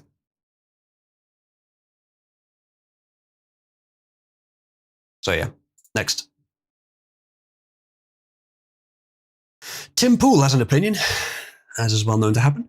He says, tomorrow Barrett will publish her argument that a Chinese Communist Party member who flies to Guam so he and his wife can deliver their baby, who then take their child to be raised in China, will be eligible to be president of the United States 35 years later. Technically, that is now true. I believe, am I wrong? That is the requirement. If you're a US citizen and you're 35 years old, I think those are the only two requirements, aren't they? Or is there something else? then you're eligible to be president. Maybe so, Aiden, yeah. Be a better world if that's what we had instead. The Firefly timeline? Oh, right, the Chinese, yeah. You know, if I do manage to get Nomon to watch Firefly, because he hasn't watched it yet, if I do manage to get him to watch it, that's going to be the thing he has the biggest problem with, inevitably. Which, to be fair, understandable. No, he hasn't seen it, Natchez. You didn't know this? I thought you knew this. He hasn't seen it. I've seen it. No, he's never seen it. It's very good. It's worth watching. It's something we can watch fairly quickly as well. So maybe we'll do that after Stigl.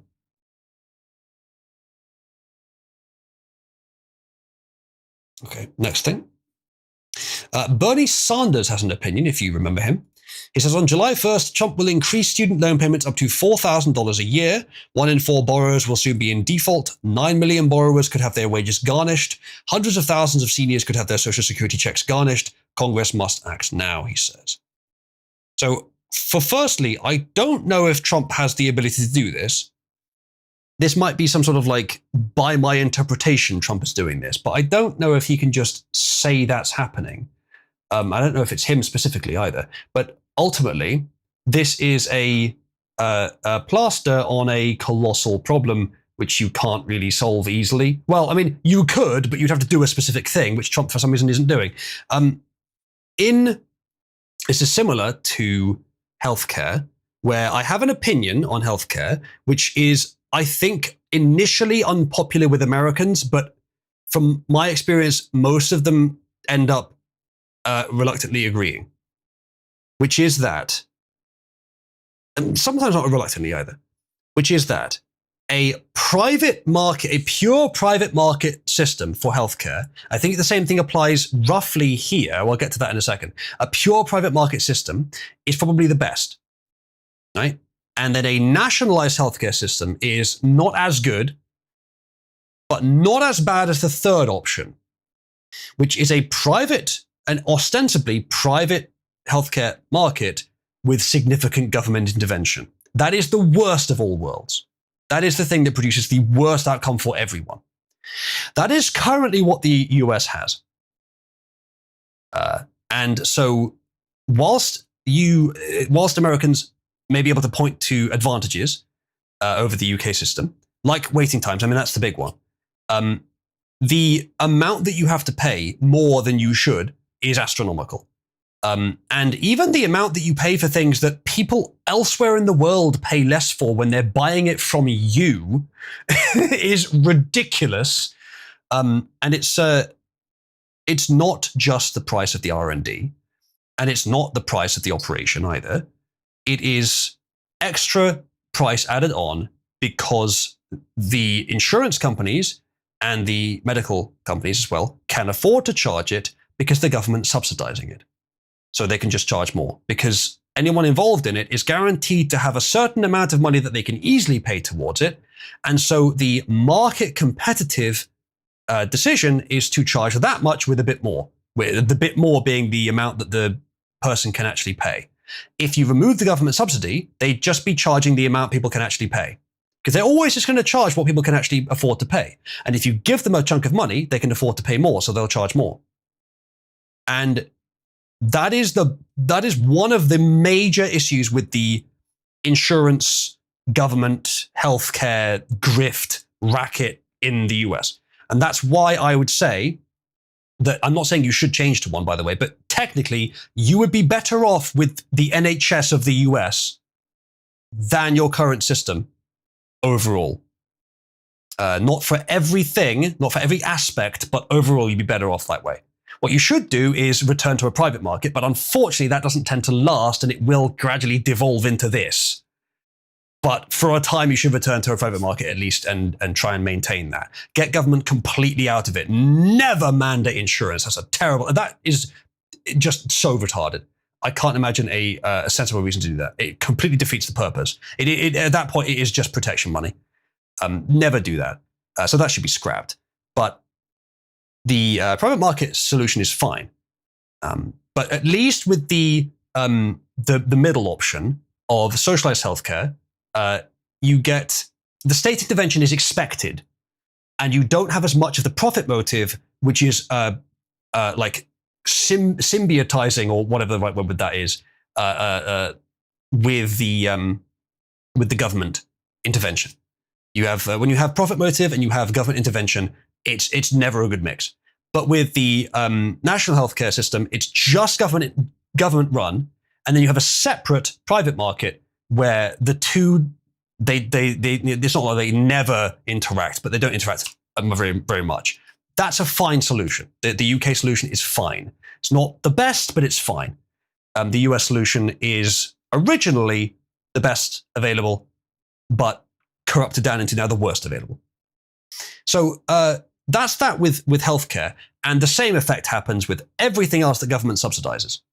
And university is one of the biggest, because the same things happened in the UK to some extent, but it's much worse in the US, as I understand, that the price of admission is attenuated significantly by what the people being admitted can afford to pay. And if government subsidizes it, then they can afford to pay more, so the price goes up precipitously, a lot. And to whatever degree leftists are subsidizing loans or subsidizing anything, whoever is charging just charges more. So if government's subsidizing something which is connected to a price that can change, it should just not happen ever, pretty much. Unless the government's also price fixing, which has other problems as well. If they're going to do that, they should be very careful. Actually, that kind of thing does happen in the UK. Where government subsidizes things, they also like get their fingers in the pie to fix the prices, which again, risky. But if you're going to have, like America, if you're going in this direction, which I know most of you don't want to do, but to whatever extent you're going in the direction of more government intervention in the free market, you can't just go halfway. If you're going to do that, you have to deal with the consequences. And as much as the European model of more, like bigger government, heavier government intervention in everything is not to Americans' taste, and I sympathize with that, at least we do both parts. At least we control for the effects of government intervening in the market. Not always properly, not always well, and it's often inadvisable to do it in the first place, but at least their intention is there to do both parts. In the US, it just gives money to big corporations and does nothing about it most of the time that I've ever seen. And that's not a good idea. Do both or do neither. Right now, you're doing half, which is the worst possible answer. So, same thing here. Bernie Sanders is complaining about what, I don't know if it's Trump doing this. I don't know what he's talking about there, but if he is, he's complaining about an attempt to reduce the scale of the problem that results from something, which is just a terrible decision that caused the whole thing that he himself would advocate for and has. So I don't actually take your opinion on this very seriously, Sanders. Your preferences directly cause the problem that if Trump is doing this, he's just trying to scratch away at the offshoot of it, the effect, the worst problematic effect. And there's, if you want to legislate around this, you're going to have a much bigger government. You have to go for a much more European style. And I don't think the US should do that. It's not the American style. We should have different strategies between our two regions, different strategies, and compete on that basis. Neither of the strategies are invalid, incidentally. I think both have their upsides and downsides. But the US is flirting with the idea of the European approach, and it's just going halfway, and it's going horribly wrong because the two strategies do not mix. You go all the way in one direction or all the way in the other, and those are the optimal decisions.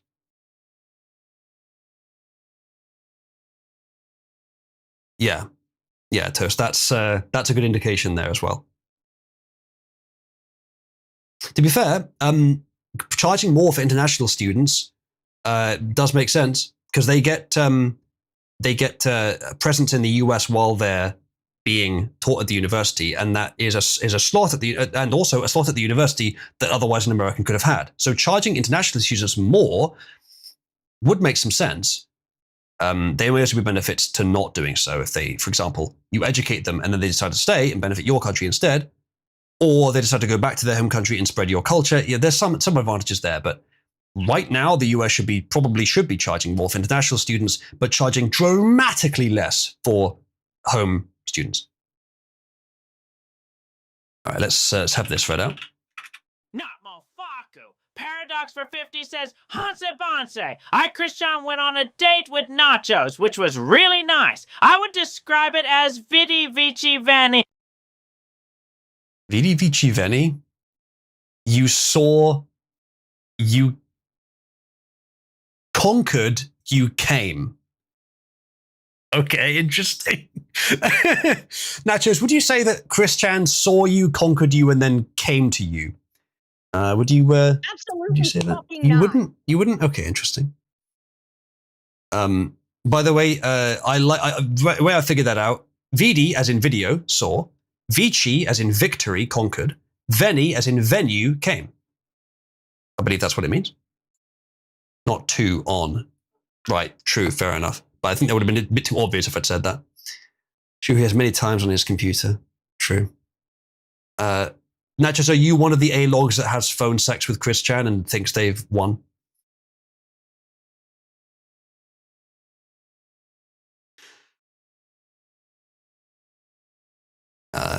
John Wick Returns, I believe that's the original, yes. Veni Vidi Vici. Veni Vidi Vici is the original. I came, I saw, I conquered. But their version, I saw, I conquered, I came, it does have a slightly different meaning. Nachos insists that she is not Chris Chan's current sweetheart. For anyone curious who's watching that's not in the community, we've been watching Christory, the documentary series, recently. And I've been learning a lot about Chris Chan, which I didn't know before. Most of it's not that surprising, but there's some extents which I wasn't expecting. It's pretty fucking bad. Nachos, you're not allowed to kill yourself. We're not done with you. Right, next thing. Angela Rayner is today proud to announce that sleeping rough on the streets is no longer a crime. Right. This is the kind of thing Labour would do. It's what I was talking about earlier. It looks good in the short term, but it produces an effect that is bad for everyone long term.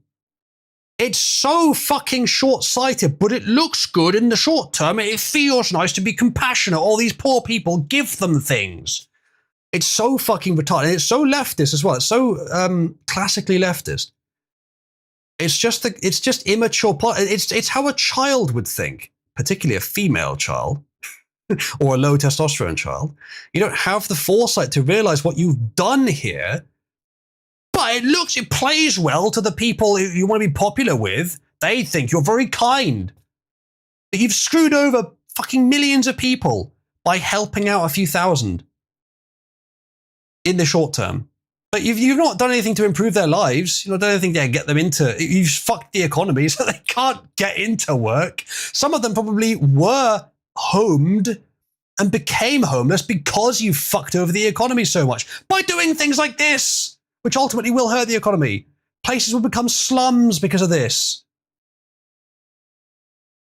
Now, making sleeping rough illegal is not a great solution either, because you can't really solve the problem by just making it illegal. But at the very least, it dissipates the problem. It means that areas can't become, or it's more hard for areas to become slums. What you do is you solve the problem by solving its root causes. You don't just litigate it away. You can't. You can try to do. There's some things you have to, but in many things you can't do that. You've got to create the situation where it converges itself towards a better solution. That's all of politics when done properly. And the mature solution is to find the indirect way to do it, the way that you just set up the preconditions so that it converges towards the right answer, which is, in this case, improve the fucking economy. And what Labour, I'm not coming out here saying I have all the solutions for the economy. I'm coming out here saying fucking Nigel and Lowe have better solutions than Labour do, so let them fucking try. Something like that, something more right-wing right now is what it needs. Something more libertarian. It's what it desperately needs. Labour have been, Labour and the Conservatives have been fucking it up long enough. Maybe a final solution may be required for the Jippos, says Brit Twit. You got a lot of Europeans to agree on that one, so I understand. Leo with Kier, says Geyser Holt. Yeah, I don't know. It's pretty fucking bad. Britwit for 200 says, Et2 Nachos, stabbing your lover in the back. Yeah, Nachos, how could you? You declared your undying love for Christian on many occasions, and yet now you stab him in the back. Just like he stabbed himself in the anus with shards of his medallion. Yes, this happened for real. Okay, next story. We have a Krasenstein opinion. If it'll load. There we go. Okay, this is a little cringe. Apparently there is... So Trump's Great State American Fair, and there's entertainment playing for 7 people.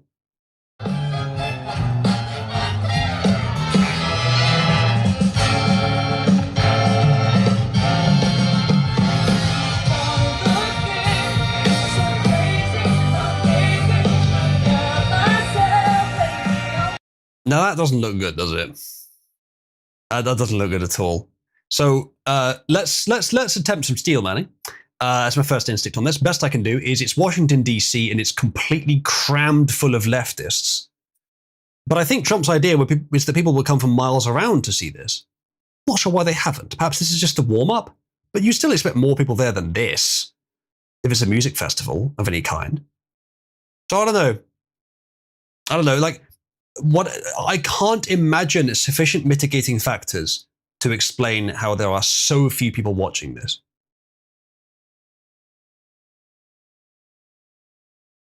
Could be the instrument testing. That's what I'm saying. You would still expect more people than that here. It doesn't look like it's just instrument testing either. They're doing a full performance with all of them and the video and everything. Could be a rehearsal, but then it's as good as the real thing you'd expect to close. So I don't get it. People were going to go to this event until they found out Nick Fuentes was MC. Oh, never mind. Closed practice session. It doesn't look closed to me. Even if it's practice, I think you'd expect more people here than this. It doesn't look like a practice. It looks like they're doing it fully. Yeah. Either way, it's not. It doesn't look great, does it? We'll see though. Maybe images will exist when the performance. If this is like a practice, maybe there will be pictures of like jam-packed arena. But I don't know. Should be in the next few days though, right? I guess it's for the 250th. So we'll see. But it doesn't look good so far. Next thing. CNN. Let's read it. Actually. You know, among Republicans, 93% are extremely or very proud. Just a single one, say they have little to no pride in being an American. But look over at the Democratic side. This is where we've seen this. Can I just interrupt the point they're making to say that how can these faggots not afford a better touchscreen? Did you see how he was drawing? Did you see the lag between his finger touching the screen and the line following it? That's pathetic. I mean, I remember when I was in secondary school, so I would have left secondary school in, let's see what it would have been. So I would have been, it would have been about 2008 or 9. I left secondary school. At that point, I remember that they had they were just getting, it's just starting to get in smart boards where you had a projector, which projected onto the board. And then you had that lined up with the smart board where you had a pen and you could write on it and it was touch sensitive to the pen. So it was it wasn't a big touch panel, that'd be quite expensive, but it was a sort of earlier version where you had them lined up with each other.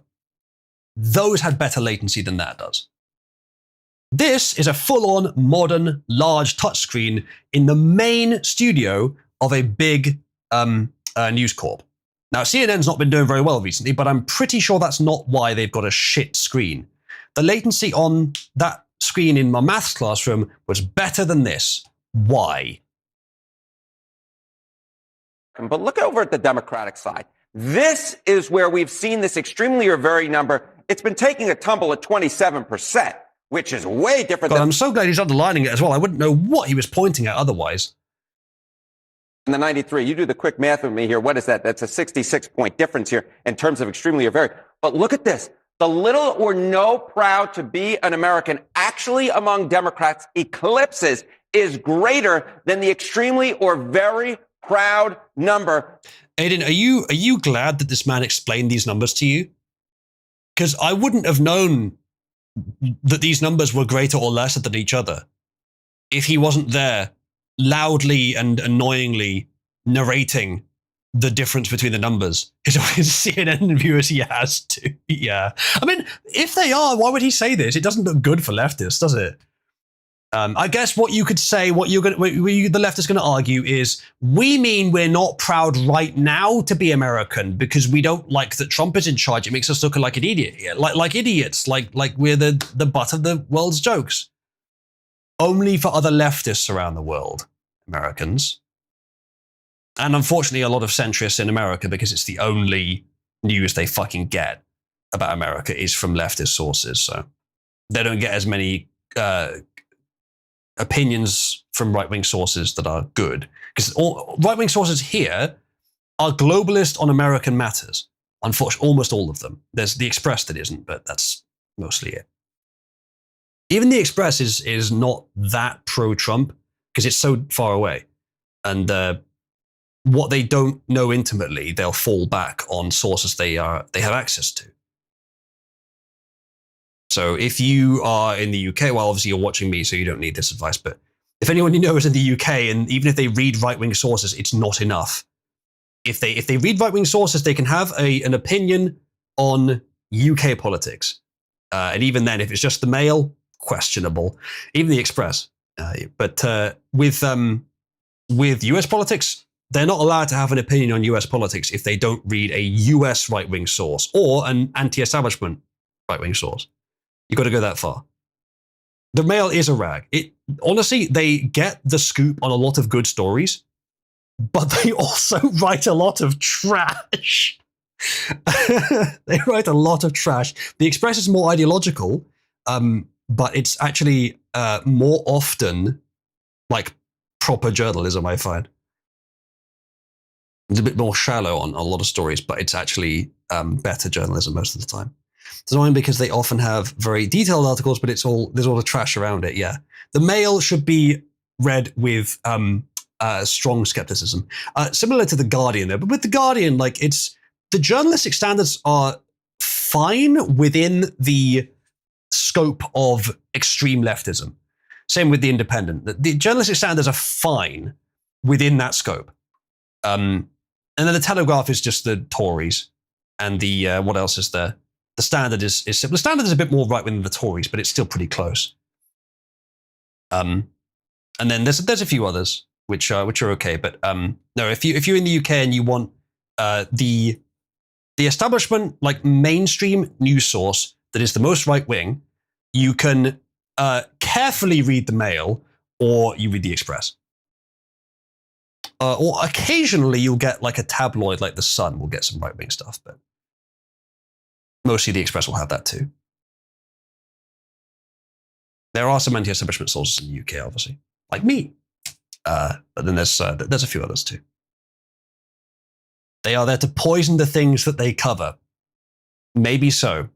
And to an extent, yes. A Daily Mail is controlled op, says Pug Daily Fail, he says. Oh, yeah, possibly. Where they can fall back on a globalist position on something, they do most of the time. Not always, but most of the time. The Sun doesn't care who runs the country as long as she has big tits. True, big Brit twit. True. The Sun has gone downhill since removing the page 3 ladies, indeed. Indeed. But it is interesting, though, that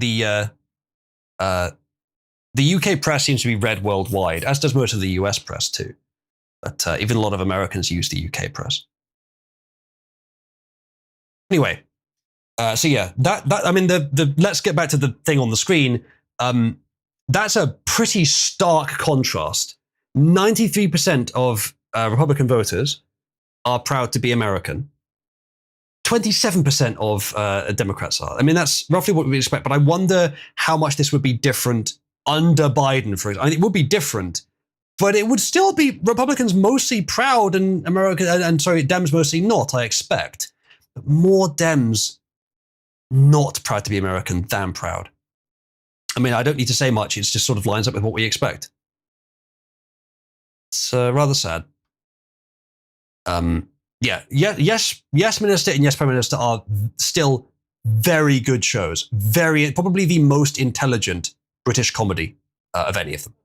I still prefer Blackadder for comedy value, but Yes, Minister and Yes, Prime Minister are very intelligent, still very relevant, and very funny shows. And we should probably watch them again in Cabal. We did watch them at some point a while ago, but we could watch them again as well. It's quite dated, and usually I wouldn't like it for that reason, but it's so good that it's worth it despite being dated. If you want to understand not just British politics, but all politics, that is one of the top recommendations I give for an entertainment source that will get you up to speed with a lot of aspects of it. It's very good.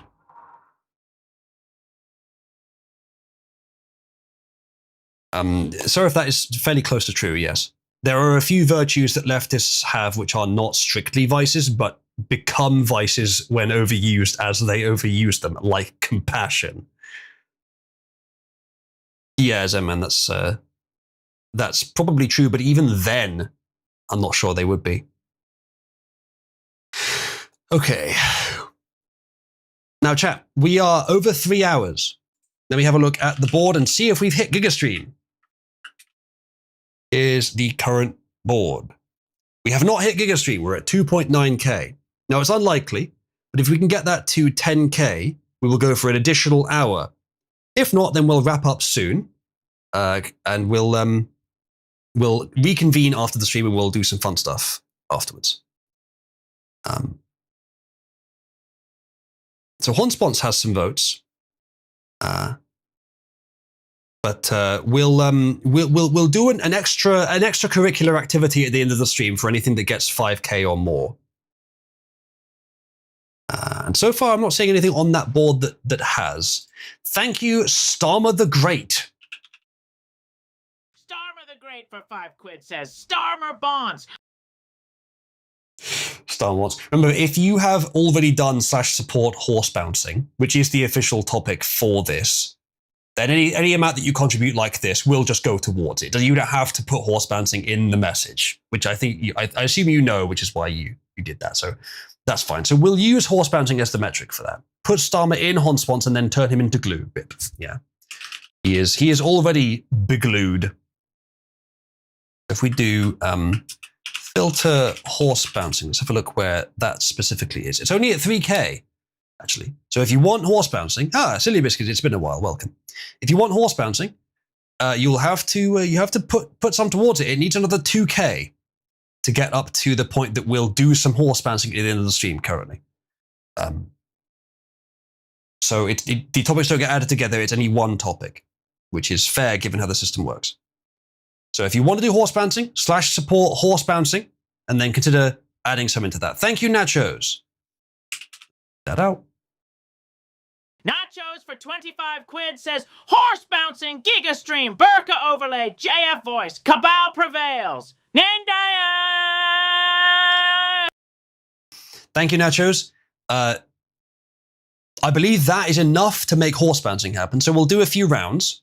We might do that very soon, though, because even though you voted for Gigastream, which I do appreciate, I don't believe it rises to the point where it's 10K. We're at 5.9K in total. We need to get to 10K to add an extra hour to the stream. If you do /board, chat, you can see the status. Just below the board, there is a total amount spent today. That's what needs to get to 10K. Horse bouncing is being supported. I believe that will happen now. So that's at 5.5K. So we will do some horse bouncing today. And also, yes, doing a cheer does add to the total spent today. Spending real money and spending cheers both adds to it. So if you have a relatively small amount, you want to chip that in, you might be able to help get to over 10K, and we'll do another hour. I have plenty more stories we can go into.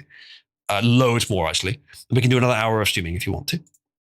So do /support and add into the redeem field, or you can do a cheer with a number, and that number will be redeemed from your balance, or you can do /give Oozloo, and it does the same effect, actually, if you do it that way. So thank you in advance if you want to do that. Right, you said horse bouncing, which is going to happen. Giga stream, which may happen. Burka overlay, which I believe, therefore, since you gave 25, that does have enough. So let me find the Burka. Let's get my fucking Burka on. There we go. I am now halal. Or is it halal? Yes, it's halal. JF voice. I'll do one more story and we'll use the JF voice for it. And whatever else. Thank you, Nachos. Yeah, there you go, Aiden. That's to your taste and everyone else's. Reno de Linda ist Kaiserholt for 50s says Gigabunts. 24-hour Honspont stream says Kaiserholt. I don't think I could do that. I think I'd require quite a significant contribution to do that. Gigabonds. Yeah, I know it's not that reliable, is it, Aiden? It's not always correct. That's good, Brit Twit. That's quite good. All right, I'll have to show that because I've got the chat hidden. That's quite good. Give a Muslim kosher food and call it halal. Yeah. Okay. So what else? Let me check the board if anyone's done a proper support. Still at 5.9k. So I'll do one more story. But if you guys collectively can find 4.1k, then you can extend the stream by a full hour, and I'll put the wizard hat on. But yeah, the Burka, you can contribute to have this on anytime. You can also, by the way, you can denounce the Burka overlay, and then anything you contribute will go against it, and it will take off the overlay. And you could even get it replaced by another one. So you could denounce the Burka overlay, support Plank or any other overlay, and then anything you contribute will move one down and the other up. So it'll be the highest overlay that's at least 2.5k that's been supported today is the overlay that we use. You could change that. You could change the overlay right now if you wanted to. That is available to you. So you can do /board, and then you can use a filter and just put .star overlay. I'll make that easier later. If you know regex, that's easy to do. And then you can tell which overlays are available. Let me actually just enter that for you because I haven't made that as accessible yet. That, and then publish it. Like that. Those are some of the overlays available. And that's a decent selection. Thank you for the additional contribution. Okay, let's... All right, remember, Deadem, you have 5 minutes to apply any denounces you want to this. But I recommend that you do /denounce Burka overlay if you want the Burka overlay to go away, because the system, you have to do it through the system. I could try to just informally apply it, but it wouldn't be representative. The horse bouncing, but Nachos would love JF voice. No Burka cabal prevails. Thank you. Even though Chris read it as Cabal Prevails, you have to type it as Cabal Prevails in order to get the bonus. Indeed. So remember to, I'll type in like this. Yeah, there you go. You spelt it wrong. So it's spelled like that, I think. Let's make sure actually. Oh, actually, it's spelled in different ways. Nacho spelled it with a Q. So maybe just use the one with the Q for now, actually. That is a potential limitation with this system, is that spellings can make it a bit more confusing. Different spellings. There's not a lot I can do about that. Oh, actually, there is, but I haven't added the system yet for that, to link them together. Yeah, the thing is that there is no official spelling for a lot of Muslim words into English because it's a totally different alphabet. Just cut the one on top. Okay, that's fine. It's on top because it's most recently mentioned, I think, although weirdly it isn't. I'm not sure why then. Yeah, I'm not sure, actually. Either way, let's have a look at board for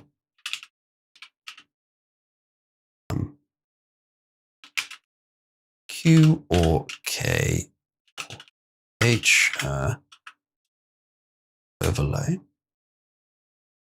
Okay, and that will show those, and then publish that.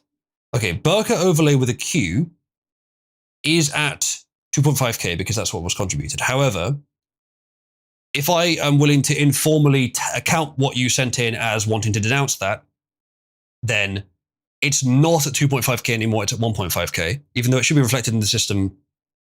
We'll assume for now that that's what it would have been. And that means the overlay's gone. But I don't think you supported any other overlays, if I recall correctly. Meaning that no overlays for now. Nacho screams no.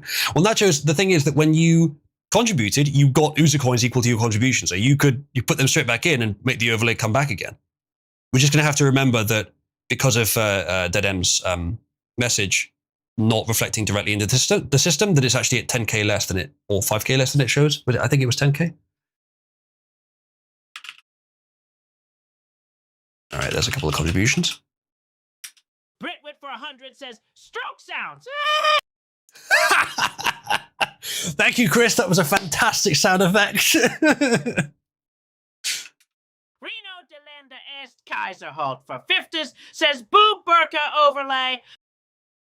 Well, Seraph, I'm not requiring that she do it alone. Anyone could join if they want to. All right, so burqa overlay with a Q is still at 2.6k because we're informally adding the minus 10k from Deadem. It's at 16k, so it's 1.6k, which is not enough to make it the overlay. Tits is at 6.2k, so if that gets up to 10k, we get the tits on the screen, and by that point, total spent will probably be at 10k as well, so we get an extra hour to see it. Horse bouncing will be happening, JF voice will be happening. Apiary Nimoy Femme Peregrine for 100 says, put your burqa back on and hide your shame, degenerate! Thank you, Aiden. Though that is not enough to make the burqa come back on. Let me just check and make sure how much Deadems was reducing it by. Yeah, it was by 1,000. Yeah. So whatever it shows on the board for burqa overlay with a Q, it's burqa overlay. Wherever it shows there, it's actually 1k less than that. So it's 1.6 here. It needs to be at 2.5k for that to be the used overlay. So someone would have to give about 900 towards it, I think. Yeah, 900, and that would do it. So £9 equivalent. Many of you have enough User coins that you could do it just with User coins. If you want the burqa back on. And if you do, of course, you'll get closer to the 10k total that we need to do an extra hour today. We're at 7.2k currently, so not too far off. 2.8k needed. All right. In the meantime, I will do a final story in the JF voice. And, oh, was that enough? Yes, it was.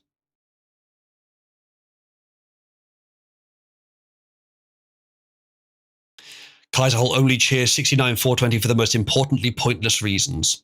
Fair enough. Okay, it's now at 8.2k. Don't need much more. We might hit it, chat. We might hit the target and get an extra hour of stream. We'll see. Anyway, let me find what the next story is. Okay, let me see if I can find a good one. Well, this was sort of somewhat interesting. I guess this one I'll just do sort of a quick comment on.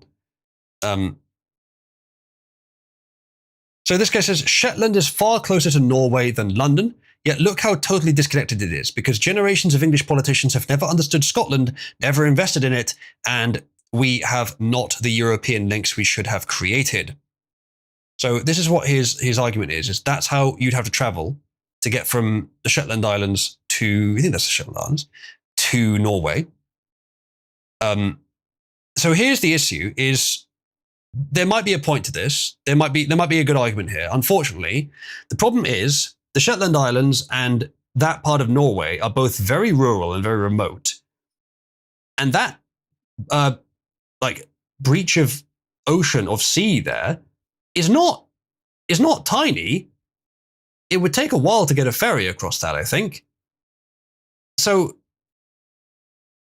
I just don't know if there's the people and the need to travel over that ocean over that water enough for it to have ever been worth building a ferry there. Now, I don't know. Maybe it is. Maybe there's enormous opportunities being missed here between rural Norway and rural Shetland Islands, but they're both very remote, and I think maybe it wouldn't be worth having a boat. I don't know. Maybe. Yeah, the ferry from Guernsey to England is 4 hours. So that one would probably be like 7-8 hours. I mean, you probably take a plane if you go down from the Shetland Islands into the Shetland Islands must have an airport. Maybe it doesn't actually. If it does, though, I bet there's a plane from there to Norway. It probably costs a lot though, because no one wants to do it because it's so under needed. Be tiny aircraft, yeah, quite possibly. Yeah, it's not a great argument. This one, not a great complaint. Maybe Abla, yeah. Maybe that costs more or something. I don't know. Otherwise, I figured that they would do it. But this is not a great argument, I don't think. All right, what do I want next? I'll skip that for now. I'm going to try and see if I can find some good ones. Okay, yeah, as mentioned, that there are apparently 32 other countries that have birthright citizenship laws that are similar to the US. That's way more than I thought. Oh yeah, there is this follow-up to the main story today that Trump is saying that it might be possible to end birthright citizenship even after the Supreme Court's decision, just using other means. He says no long and unwieldy constitutional amendment is necessary. It doesn't have to be either long or unwieldy. The problem is you have to get a significant portion of Congress to agree to it, which you do not have. The Democrats will vote entirely tribally, and so they won't agree to it, even though they should. Brian says, why are you covered up? You've missed some information here, bro. You've missed a portion of the stream. I'm covered up because chat voted for it, basically. Lobbied for it. Finally get to catch you live. Oh, good. Good for you. And so it is good for you. Also, by the way, in like following up on the Shetland story, they're just not doing it. Well, apparently they are. As a $1.5 billion undersea tunnels. And again, I'm not sure if anyone would actually use it. I'm not sure if this is really worth it, and that's quite a lot of money. But it's apparently something that's happening, or planned to happen. Okay, this is not to Norway, actually. This is just to connect the islands. Still a lot of money, though.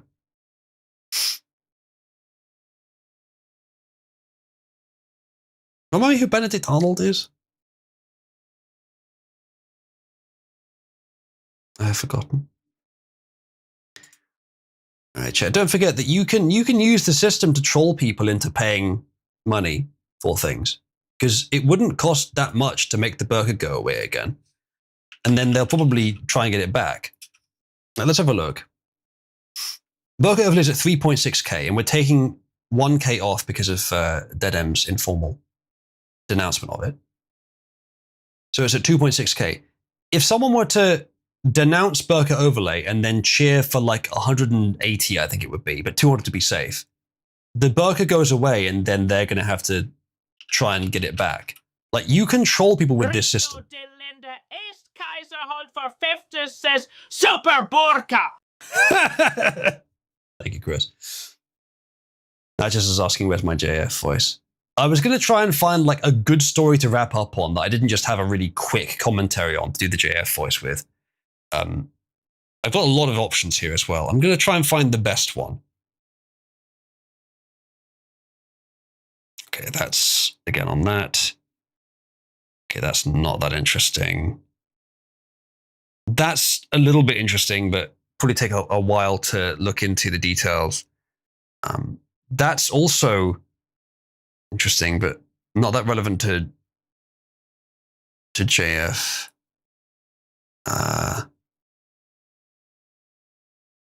That's relevant to the main story today. I suppose we could do this. All right. Hello, lady chat. It is me, JF. I am in a burqa, which is to protect your eyes from my French Canadian face. This is a story. Oh, well, that's got Seraph gone.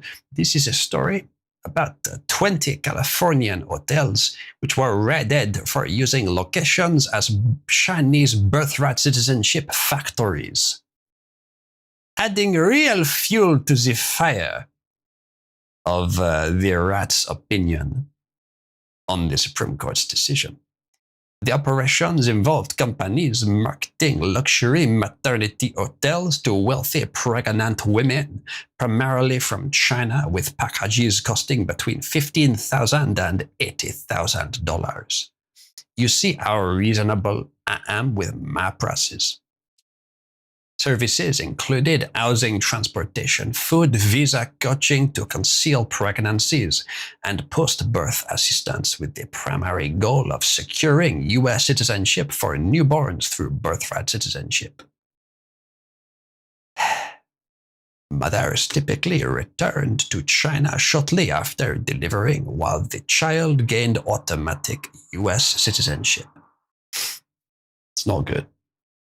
Not good. Do you know what I would do with a woman like this? When she had given me the child which I am due? Well, I would wonder how mercurial I can convince the public that she is.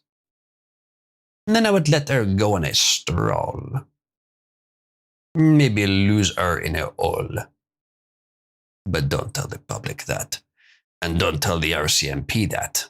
Because if you don't, the RCMP will never catch me. Can someone ping Seraph and ask him, did you leave because of the JF voice?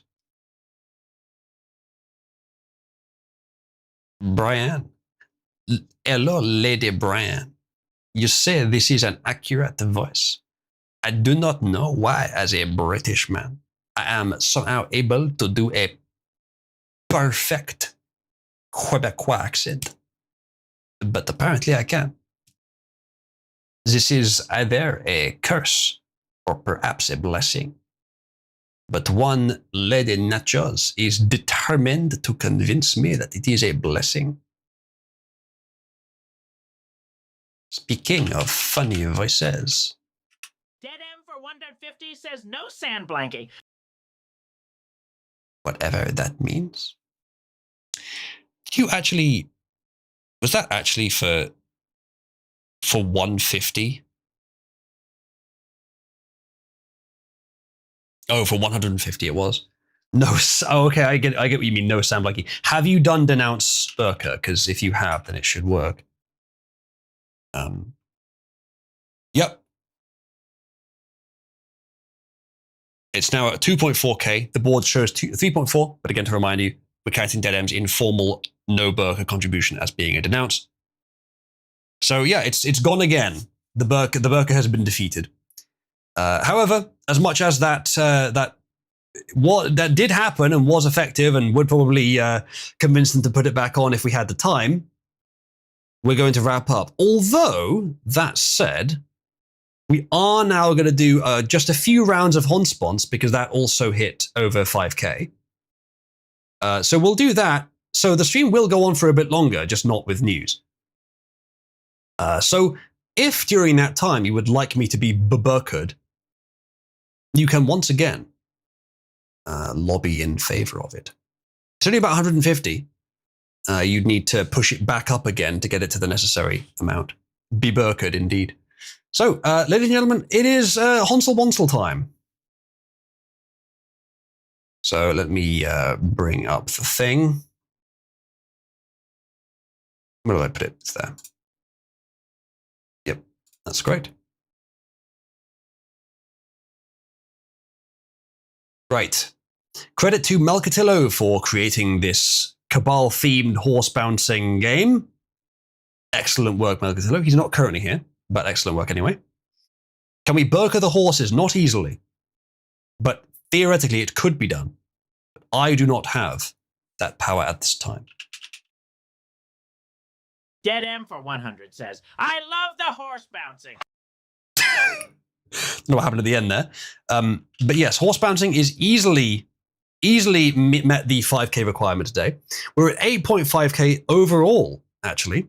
So if someone has 1.5k coins to put towards the board, we can go on for an extra hour. Though we won't do horse bouncing for that likely. We'll do more news stories.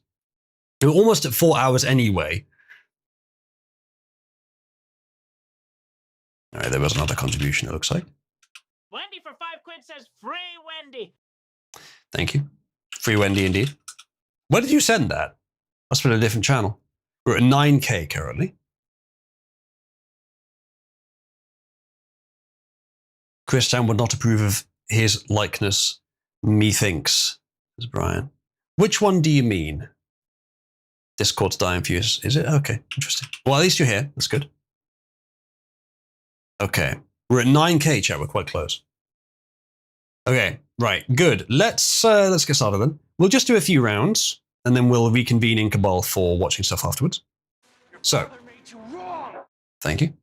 The way this works, for anyone that's missed it, I'm sure all of you are aware, but let's just go over it quickly, is horses will bounce around the screen, and whichever one reaches the goal first wins. And before they start bouncing, you will all choose a horse, and if your horse wins, then you will get 100 user coins at the end of the session. It's that simple. It's as simple as that. So what I'm going to do is I'm going to change the settings quickly and remove some of the ambiguous ones. That should be all of them. We're also going to edit the horses. We're going to make Nachos. We're going to be generous to Nachos and give her the pink horse that she so craves. And for Aiden, I think that's fine as is.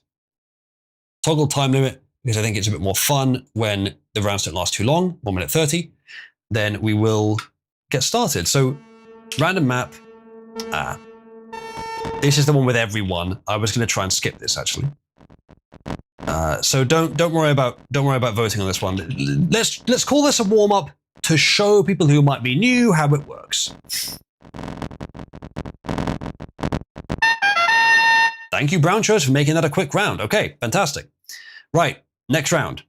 Let's pick a good map. This one will do. Ladies and gentlemen, place your bets. Which horse do you think will win? And remember, it is free to enter. You lose nothing if you're wrong, but you gain if you're right. Dead end voting for Archie. It's a rare pick, but I appreciate it. Is anyone going to start voting for Cabby now that she's actually here? Now that she's actually alive? Well, she's not here currently. She's fucking broke, but she's actually alive. She's real. She exists. Voting for Dark Cabby. Well, she is an option if you wanted to vote for her. Or you're waiting for Dark Cabby to be born, you mean, to be an actual AI character. Yeah, maybe. Yeah, she is, Aiden. It's close enough. Cabby, unfortunately, is broken currently, Kaiserholt. It's nothing to do with the actual Cabby code or the AI. That's all fine. But it's a small bug in code I wrote which compresses chat context. It found an edge case where one number's too big and one number's too small and they're right next to each other, and it's just an edge case I didn't account for. It's going to be non-trivial to solve, which is why I didn't do it during the stream. How dare you, man? She forgot that Hulk Hogan is president of the USA. Did she now? Well, I'll have to ask her later. I did set up some challenges earlier for convincing Cabby of stuff. I'm afraid I'm going to have to postpone giving out any rewards on those, chat, because Cabby is currently broken. But remind me if I forget, and I'll fix her after stream. Right, let's get started.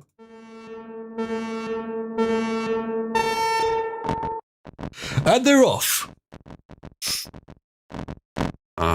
Now on this run, they have to cross over these slightly darker regions right next to the Shire area here. These slightly darker regions should be thought of as uphill, But they're not easy to cross. And so as you've seen, several have attempted to cross them, but none have yet made it over. Ooh, through some bouncing help from Bartholomew, Brownshow's made it over. Can she get through though? She keeps trying to go back over it. Can she stick the landing? She's through. Can she get over that last one? No, not quite. Maybe heading back over to join the others in the Shire, but maybe not. She's got a chance. Can she get over? Not quite over that last uphill. Needed to get into the end zone. Di's made it over the first uphill. Could it be enough to get over the second? No, looks like she's stuck in the sort of pointless maze at the south of the map here. Brownshow's in with another chance. Could she make it? She's over. Brownshow's wins it. Did anyone vote for Brownshow's? Aiden making the perhaps rather offensive to Nacho's claim that Brownshow's is Nacho's. But I'm afraid to say they are not the exact same. And Nacho's, I think, would be dismayed if they were. I don't believe anyone voted for Brownshow's, though. So no winners that round. How so in? I didn't choose which Honses are in here. This is Marketillo's game. I just removed some ambiguous ones. Brownshow's isn't ambiguous. All right, let's go for a different map. This is a classic one. I think we'll just do sort of like 5 rounds total today, chat. Okay, everyone place your bets. We're ready to go.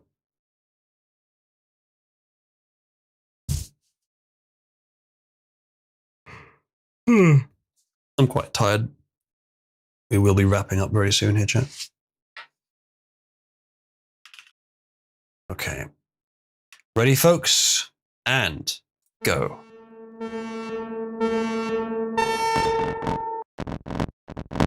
All right, Dirty Jew takes an early lead. But he's taken the wrong fork in the road here. Bartholomew, the first one to take the right fork in the road, followed by Dark Cabby. Ooh. A maneuver there by Dark Cabby has got her back into the lead with Pixie close behind her.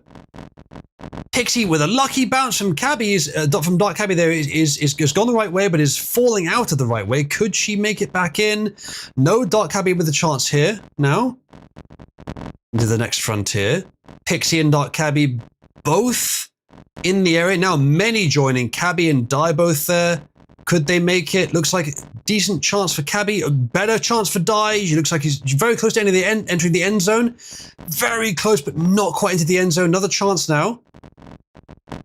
Still not in, but Di's with the one with the closest chance right now. Everyone else has bounced out again for some reason.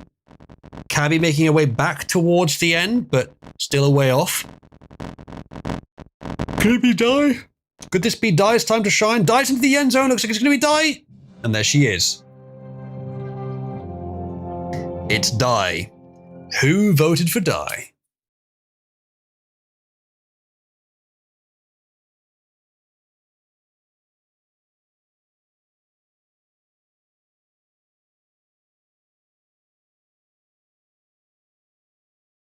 The Emperor Daft serious?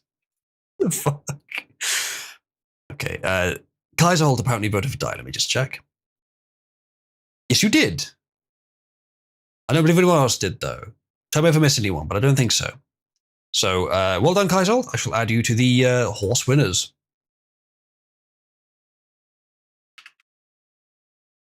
Kaiserholt won.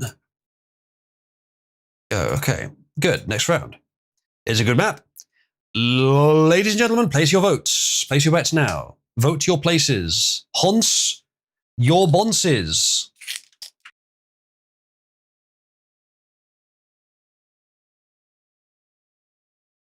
Lads, me Cadbury's has melted.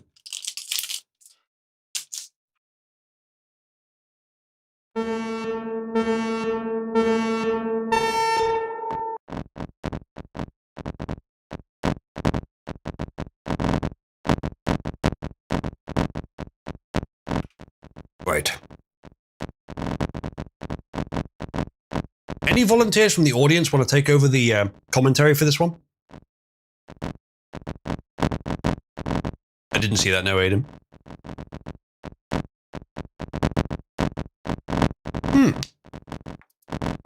Israel says, if I made a Cabal mini NES game, who would publish it and what would it be about?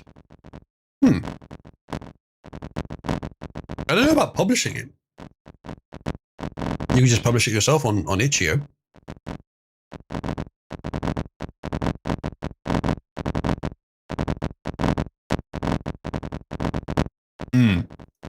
I would put my chocolate in the fridge, Aiden, yeah. Freezers are a bit much. At least with the fridge, you can still break it by hand. With the freezer, you usually can't. You gotta smash it against something, which is a bit too much effort. But the fridge is usually fine.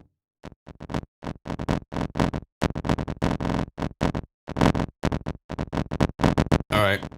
Well, no one from the audience feels like speaking up and doing the commentary.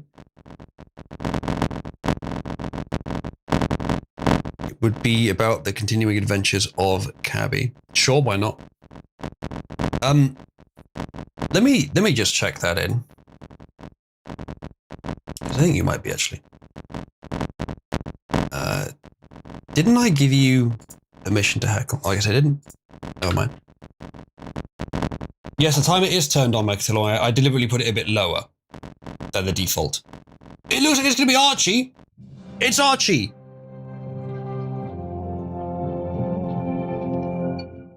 Well done, Archie. Fair enough, Nachos. That makes sense.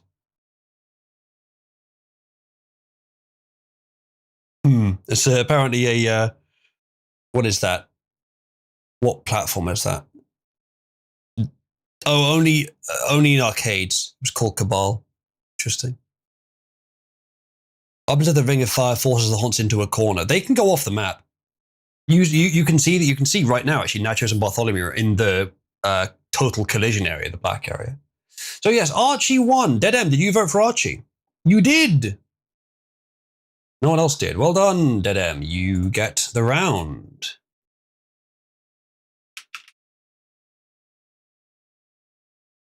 Okay, good. Next round. Let's pick a good map. This is a classic. Okay. We'll do one more round after this one, chat. Ready? Place your bets.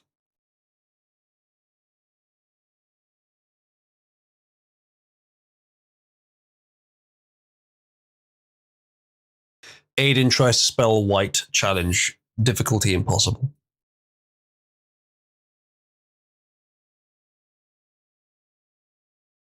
All right, chat. Ready? And they're all... Whoa! I've never seen that before! Pixie, you champion! Pixie was pushed through the collision by the other horses directly into the end zone. I've never seen that before. Chat, I take this as a message. I take this as a sign. We have to bring Pixie back. Now, some of you didn't like Pixie, but you're all wrong.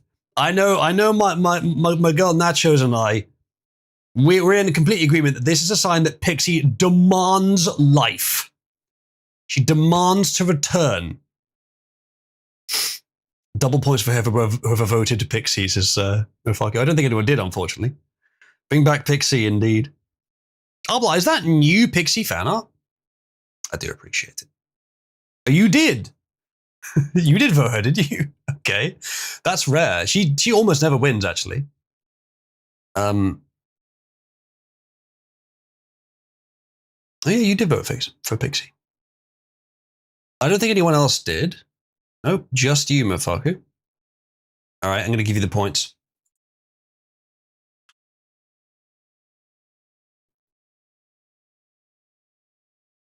I willed that one into the universe. Bring her back, says Mofaku. Yes, indeed. More Pixie fan art, please, chat. If you want to see original Pixie fan art, go to, I think it's in Cabal Labs. Not all of you have access to that, but some of you do.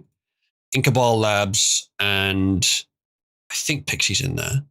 Yeah, she is. All the Pixie fan art is in there at the top of the channel. I will give a link. As I said, many of you do not have access to this link because it's a level 2 channel. But that's where the fan art is. And actually, if you want to get, yeah, that's a good one to put in Cabby. If you want to get something from there and put it as equals Pixie, I'd appreciate it, actually. Just use something that actually makes sense.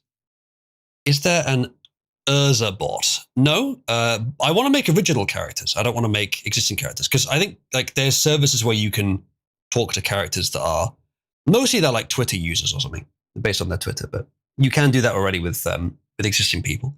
But I don't want to do that. I want to make new ones. True, Deadem. May be able to fix that soon, though. Okay. Good. Last round, then. Let's pick a good map for this one.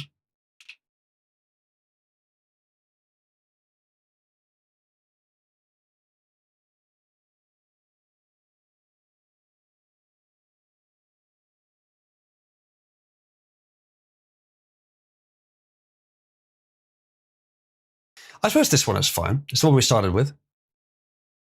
Yeah, we'll do this one. Okay, chat. Prepare yourselves. This is the last round of the night. Double points as a result of it being last round of the night. Double points for the winner. Ready?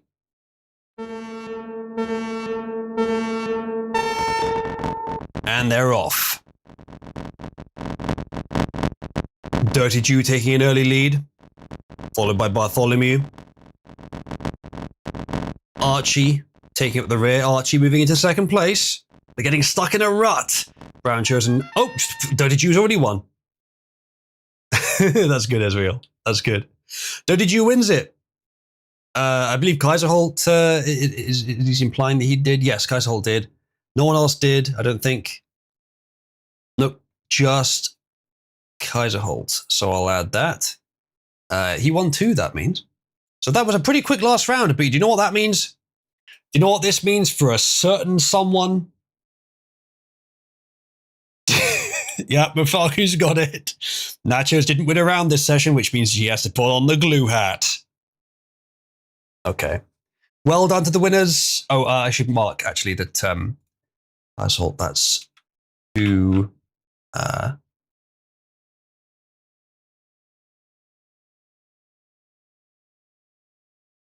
let's do 3 with the doubled end. I'm sure there's a better way of doing that, but I only need it for a few minutes. Okay. Yeah, no worries, Ian.